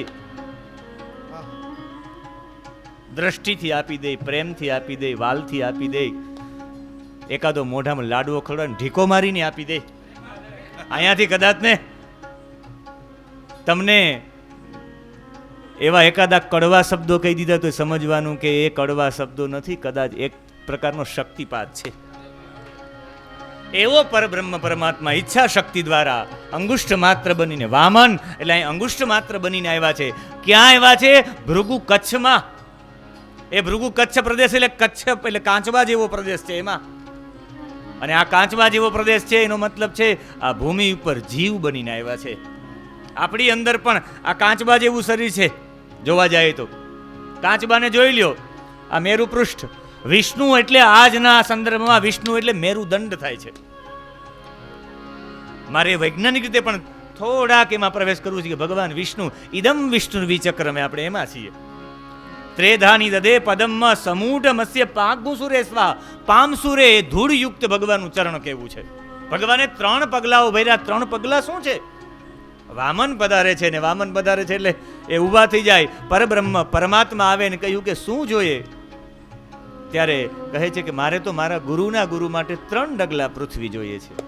મારા ગુરુના ગુરુ આવ્યા છે, અગ્નિહોત્રી છે. એ ક્યાંય પણ જાય તો પોતાની ભૂમિમાં જ અગ્નિહોત્ર કરે. તો એ યજ્ઞ માટેની, અગ્નિહોત્ર કરવા માટેનું સ્થંડિલ બનાવવા માટેની 3 પગલા ભૂમિ જોઈએ છે. 3 ભુવનના નાથ બન્યા છે આજ ભિખારી ભક્તને કાજે, ભક્તને કાજે. 3 ભુવનના નાથ બન્યા છે આજ બિછાવી ભક્તના કાજે, ભક્તના કાજે. 3 ભુવનનું દાન એ માગે દીન બીજાને યાચક ભાવે, યાચક ભાવે. આગો બાર રે નાનો બાળ રે એને ધર્યું છે વામન રૂપ રે. આગો બારણે નાનો બાળ રે એને ધર્યું છે વામન રૂપ રે. ત્રીણી પદા વિચક્રમે. આ 3 પગ છે. બલિ પાસે 3 ડગલા પૃથ્વી લેવા માટે નહીં. બલિ એ જાગ્રત, સ્વપ્ન અને સુષુપ્તિ અવસ્થામાં જીવનારા જીવ માટેની વાત છે. પરમાત્મા જ્યારે પણ માણસને એના જીવો બનાવવા માટે એ જીવાત્મા, એ આત્મા પરમાત્મામાં લીન થાય. આત્મા શું પરમાત્મા જેને આપણે કહીએ. જાગ્રત, સ્વપ્ન અને સુષુપ્તિ અવસ્થામાંથી બહાર કાઢી અને આ 3 અવસ્થા જતી રહી. જાગ્રત અવસ્થા જતી રહી, સ્વપ્ન અવસ્થા જતી રહી અને સુષુપ્તિ અવસ્થા જતી. ત્યારે જે અવસ્થા આવે એનું નામ છે ભાઈ તુરીય અવસ્થા. તુરીય અવસ્થા જગાડવા માટે 3 પગલા ભર્યા છે.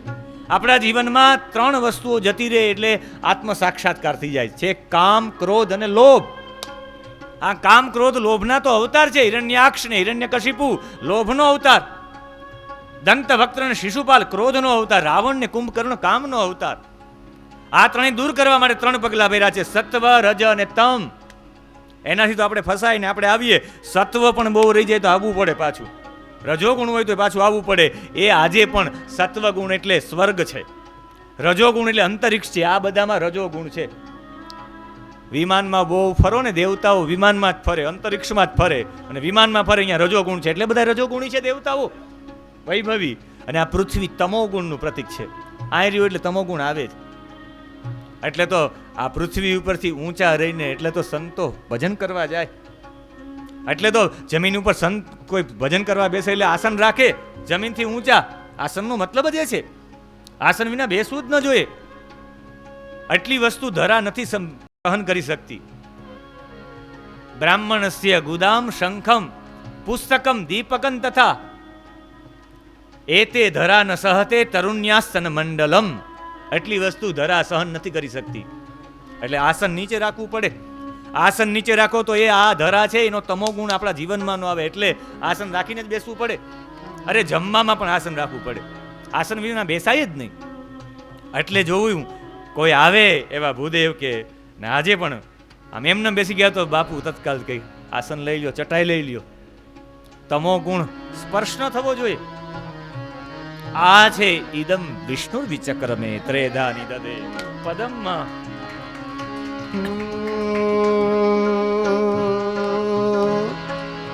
પ્રથમ પગલે પૃથ્વી માગી, બીજા પગલે બ્રહ્માંડ લીધું. પ્રથમ પગલે પૃથ્વી માગી, બીજા પગલે બ્રહ્માંડ લીધું. ત્રીજું પગલું બાકી રહ્યું છે, બલિ રાજાએ મસ્તક ધર્યું છે, મસ્તક ધર્યું છે. આગો બારણે નાનું બાળ રે, એને ધર્યું છે વામન રૂપ રે. આવ્યો બારણે નાનો બાળ રે, એણે ધર્યું છે વામન રૂપ રે. ઓ આગો બારણે નાનો બાળ રે, એને ધર્યું છે વામન રૂપ રે. આવ્યો બારણે નાનો બાળ રે, એણે ધર્યું છે વામન રૂપ રે. ભગવાન બલિને ગુણાતીત કરવા માંગતા હતા. સત્વગુણ, રજોગુણ ને તમોગુણ થી બહાર લેવા માંગતા, એટલે સત્વગુણ, રજોગુણ ને તમોગુણ એ 3 પગલા છે. ભગવાન બલિને કાલાતીત કરવા માંગતા હતા. ભૂતકાળ, વર્તમાન કાળ અને ભવિષ્યકાળ એને કાલાતીત કરવા માંગતા હતા. બલિને ભગવાન ભૂ, ભુવઃ અને સ્વઃ 3 લઈ લીધા, એને મહલોકમાં મોકલી નાખવા માંગતા હતા. મહલોક એટલે પરમપદ. એને કર્મકાંડ, એને ઉપાસનાકાંડ ને એને જ્ઞાનકાંડ છોડાવવા માંગતા હતા. એનાથી એ પરબ્રહ્મ પરમાત્મામાં લીન થઈ જાય. એ ક્રિયા, ચિંતન અને અનુભૂતિ છોડાવીને અતિતા અવસ્થામાં લઈ જવા માંગતા હતા. જે બ્રાહ્મણ, આરણ્યક અને ઉપનિષદ એ 3 વેદના અંતર્ગત પાયાઓ છે, એને વેદાતીત કરવા માંગતા હતા. અગ્નિ, વાયુ અને સૂર્ય આ 3 દેવતાનું દેવત્વ છે, એ 3 થી બહાર કરીને પરમાત્મામય બનાવવા માંગતા હતા. પૃથ્વી, અંતરિક્ષ અને સ્વર્ગ એને 3 લોકથી લોકાતીત કરવા માંગતા હતા. અ, ઉ ને મ, ઓમ થી પણ ઉપર છે પોતાનું નિજ સ્વરૂપ, એને ચતુર્થ પદમાં લઈ આવવા માંગતા હતા. એટલે ભગવાને અહીંયા આવીને એની પાસે આ 3 ડગલાઓ માંગ્યા છે. હવે મારે સીધા તમને સૂક્ષ્મ રૂપમાં અને સૂક્ષ્મતર રૂપમાં લઈ જવા છે, એટલે અહીંયા સંત વાણીને વિરામ આપશું. સીધા જ વેદ વાણીમાં 2 નદીઓ ચાલી છે.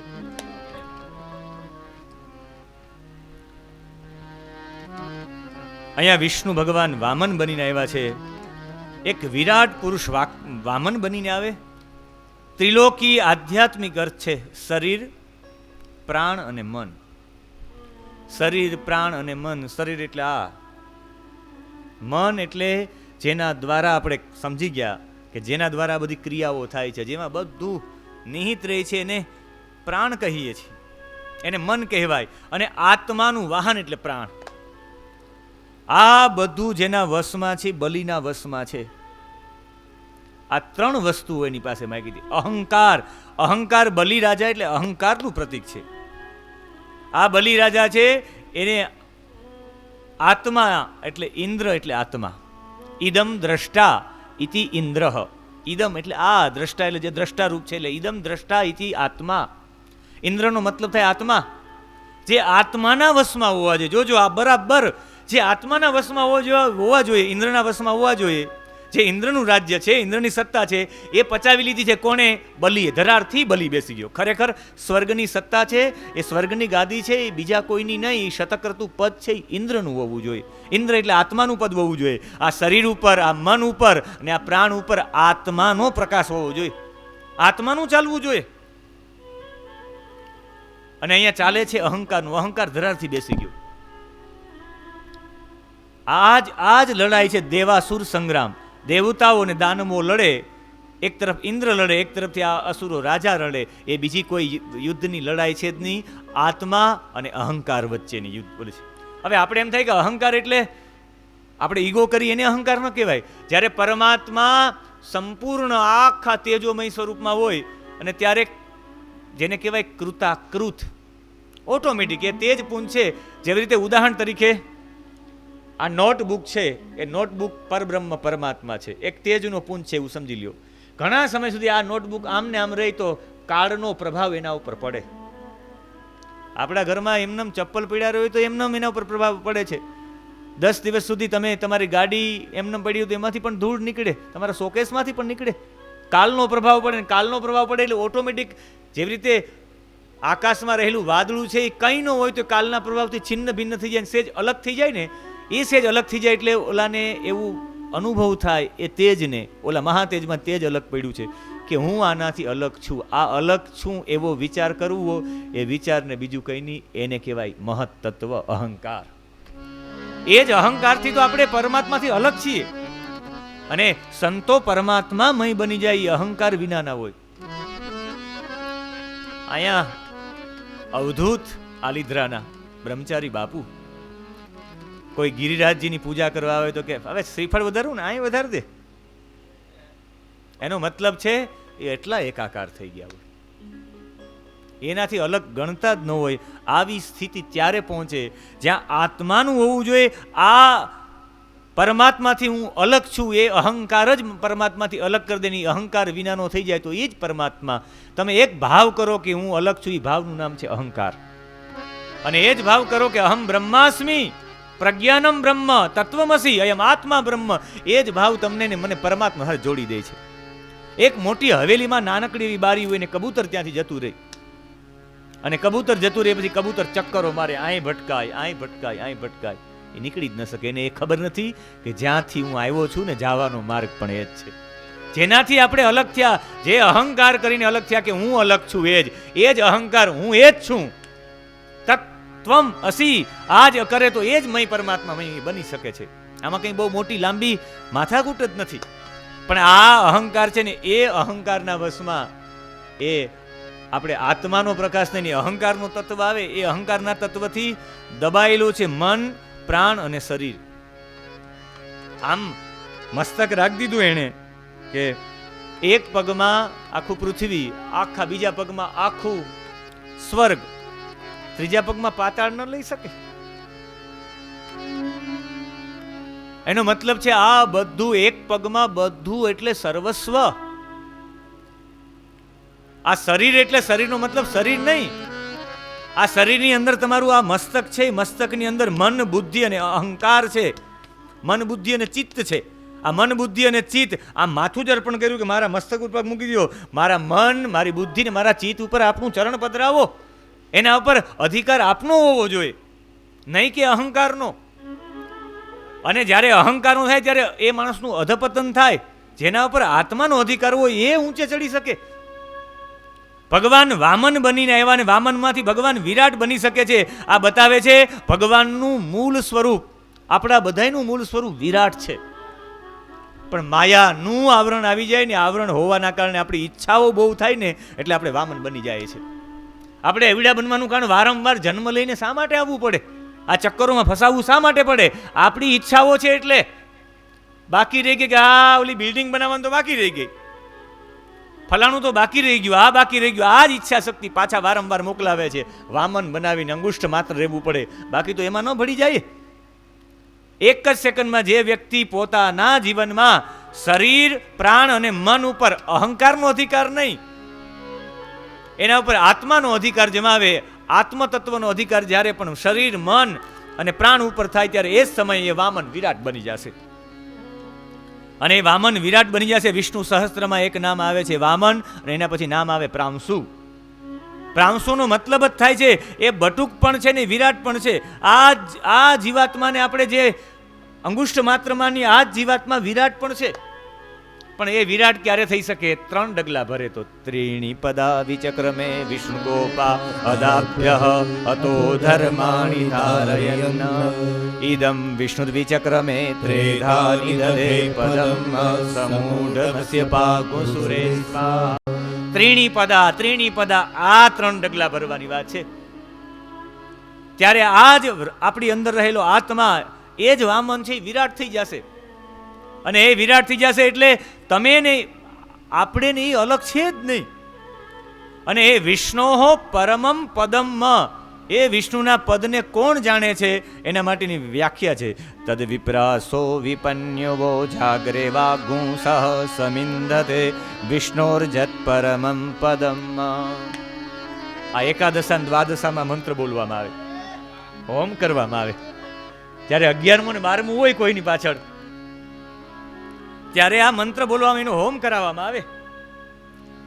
તદ વિપ્રાસો, આનો અર્થ કરીને હું મારી વાણીને, આખું વિષ્ણુ સૂક્ત છે, મારી વાણીને વિરામ આપું, પણ મને આ તદ વિપ્રાસો ખૂબ ગમે છે. બાકી તો આ 2 જ મંત્રમાં પૂરું થઈ જાત. ઇદમ વિષ્ણુર્વિચક્રમે ત્રેધા નિદધે પદમ સમૂઢમસ્ય પાગુસુરે સ્વાહા. ભગવાન વિષ્ણુ માટેની અહીંયા સેજ વિષ્ણુ માટે વૈજ્ઞાનિક સ્વરૂપ, આજના વિજ્ઞાને વિચાર્યું છે કે વિષ્ણુનું સ્વરૂપ છે એ સામાન્ય છે નહીં. આ મંત્ર ઉપર વૈજ્ઞાનિકોએ સૌથી મોટી ખોજ કરી છે. છેલ્લે આ ભગવાન વિષ્ણુનું સ્વરૂપ છે, જેને ઇદમ વિષ્ણુર્વિચક્રમે ત્રેધા નિદધે પદમ, આના ઉપર સૌથી મોટું સંશોધન થયું છે. આ બીજું કોઈ સંશોધન છે નહીં. વિષ્ણુ સર્વવ્યાપક એને વિષ્ણુ કહેવાય, સર્વનિયંતા એને વિષ્ણુ કહેવાય. અને વામન એટલે એ વામન બીજું કોઈ છે નહીં. વામન એટલે સૂક્ષ્મ સત્તા, જેને કહેવાય માઇક્રો, એક માઇક્રો કોષમાં આવે ને એક મેક્રો કોષમાં આવે. જે લોકો વિજ્ઞાનના જાણકાર છે એને ખ્યાલ હશે. એક સૂક્ષ્મ સત્તા જેને કહેવાય માઇક્રો કોષમાં, એને કહેવાય અણુ, એટોમ જેને કહેવાય. અને બીજું રૂપ છે એ વિરાટ સત્તા, બૃહદ સત્તા, જેને કહેવાય મેક્રો કોષમાં. અને આ એનાથી જે ઉત્પન્ન થયું છે એ બ્રહ્માંડ. એક તરફ પરમાણુ ને એક તરફ બ્રહ્માંડ. આ પરમાણુઓથી ભેગા થઈને તો બ્રહ્માંડ બન્યું છે. આ બ્રહ્માંડમાં તો પરમાણુ અલગ થયા છે. આજનું વિજ્ઞાન કહે ત્રીણી પદા વિચક્રમે, એટલે પૃથ્વી, અંતરિક્ષ અને સ્વર્ગ, જેને આદિ, મધ્ય અને અંત, જેને જન્મ, વિકાસ અને મૃત્યુ, જેને સૂર્યનો ઉદય, સૂર્યનો મધ્યાહન ને સાયંકાલ, આ 3 પગ છે એ બીજું કોઈ નથી. અંતરિક્ષ રાજસ છે, આ ભૂલોક પૃથ્વીલોક છે એ તામસ છે, અને દ્યુલોક છે એ સાત્વિક છે. આ ત્રણેયને પાર થઈ જાય, જે ગુણાતીત થાય, એના માટે પાઉસુરે શબ્દ વાપર્યો છે. એને પ્રોટોન એટલે ઘનાત્મક વિદ્યુત કહેવામાં આવે છે. ઇલેક્ટ્રોન જેને કહેવાય ઋણાત્મક વિદ્યુત, અને ન્યુટ્રોન જેને કહેવાય ઉદાસીનતા. આ ત્રણેય પ્રેરક. હવે આપણે એમ થાય કે સેજ 9મા 10માં પાછા વયા જાય, સેજ આપણે પાછું લાગે કે આપણે ભણવા માટે જતા રહ્યા છે 9મા 10માં. આ વાત કદી ન ભૂલાય. હા હા હા હા, હો હો હો હો, આ વાત ભૂલાય નહીં 9મા 10માની. આ હા હા હા, હો હો હો હો, આ વાત કદી ન ભૂલાય. આ વાત કદી ન ભૂલાય. આ વાત કદી ન ભૂલાય. આ વાત કદી ન ભૂલાય. પ્રોટોન છે પ્રેરક તત્વ, પ્રોટોન છે પ્રેરક તત્વ, પ્રોટોન છે પ્રેરક તત્વ, પ્રોટોન છે પ્રેરક તત્વ. પ્રોટોન શું છે કોઈ પૂછે? ક્યાં ઇલેક્ટ્રોન, પ્રોટોન, ન્યુટ્રોન ની વાતો આવે કથામાં? હા, ઇદમ વિષ્ણુર્વિચક્રમે ત્રેધા નિદધે. ત્રેધા, ત્રિધા, નિદધે સ્થાપવાની વાત છે. 3 પગલા. આ છે ઇલેક્ટ્રોન, પ્રોટોન અને ન્યુટ્રોન. પ્રોટોન એટલે પ્રેરક તત્વ, જે બધાને પ્રેરણા કરે. એ કોણ છે? જેને સાયન્સ કે પ્રોટોન છે, હું કહું મારા વિષ્ણુનો એક પગ છે પ્રોટોન. જે પ્રેરણા કરે અને ગતિ પણ કરાવે, પ્રેરણા પણ આપે છે અને પણ ગતિ કરાવે છે, એને કહેવાય પ્રોટોન. અને પછી જે પ્રેરિત, કોને પ્રેરિત કરે? પ્રેરિત થવા વાળું તત્વ શું છે? જેમાં પ્રેરણા થાય, જેમાં ગતિ થાય, એને શું કહેવાય? એને ઇલેક્ટ્રોન કહેવાય. प्रेरित होता है इलेक्ट्रॉन, प्रेरित होता है इलेक्ट्रॉन, प्रेरित होता है इलेक्ट्रॉन, પ્રેરિત થાય છે ઇલેક્ટ્રોન, પ્રેરિત થાય છે ઇલેક્ટ્રોન. ઇલેક્ટ્રોન એટલે જે પ્રેરિત થાય, જેમાં ગતિ મળવાની, ગતિ આપનારો છે પ્રોટોન છે. ત્રણેય પદ અમારે વૈજ્ઞાનિક રીતે પણ સમજાવવું પડે ને, આમાં ડોક્ટરો પણ બેઠા છે. એટલે જે પ્રેરણા, હા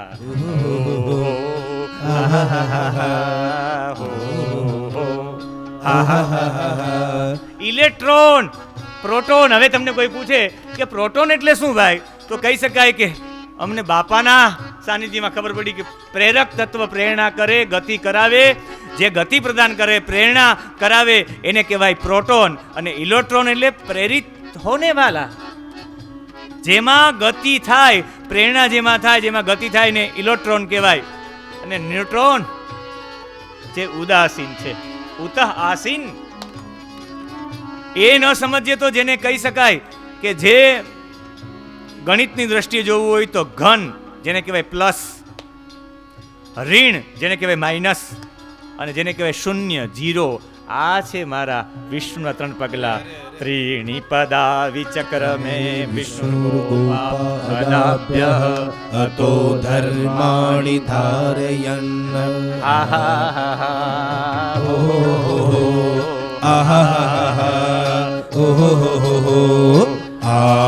વાત કદી ન ભૂલાય, આ વાત કદી ન ભૂલાય.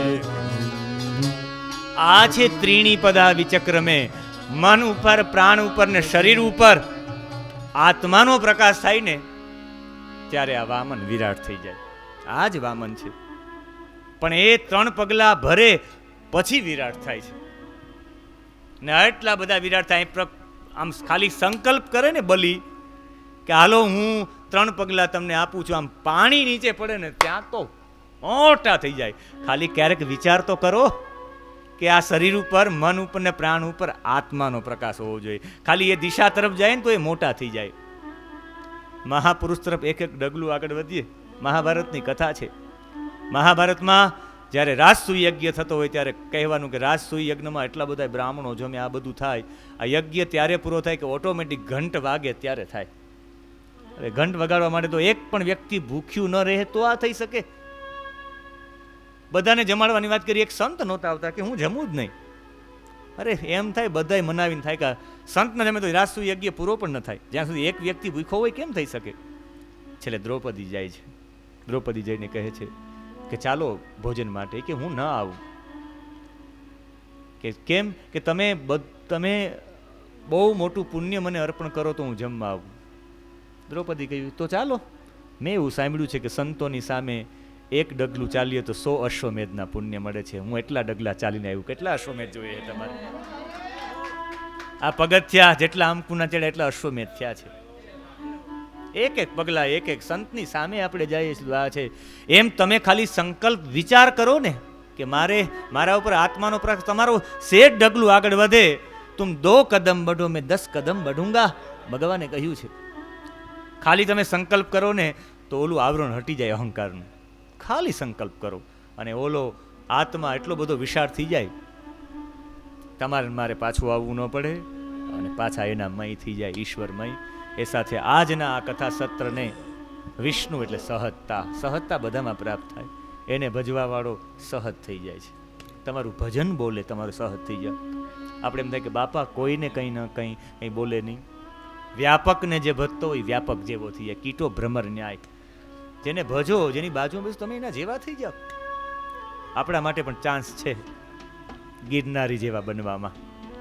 તડકો ખાય, તાપ ખાય, બધું થાય તો સહજ એની અવસ્થામાં જ આનંદિત છે આ ગિરનારી મહારાજ. સવિશેષ કાંઈ ન કહેતા આજનું આ વિષ્ણુ સૂક્ત કાલે છેલ્લો દિવસ. કાલે સામવેદની આખી સંપૂર્ણ સામવેદમાં કયા કયા મંત્રો દ્વારા શું શું શીખી શકાય, આખી સુભાષિત વલી આપની સામે પ્રસ્તુત. આજે 2 મિનિટ માટે હરિનામ સંકીર્તન આજના કથા સત્રને અભિષેકના રૂપમાં દાતારેશ્વર મહાદેવને સમર્પી. રાજા રામ રામ રામ સીતા રામ રામ રામ રામ. રાજા રામ રામ રામ સીતા રામ રામ રામ. રાજા રામ રામ રામ સીતા રામ રામ રામ. રાજા રામ રામ રામ સીતા રામ રામ રામ. ઓ સીતા રામ રામ રામ સીતા રામ રામ રામ. સીતા રામ રામ.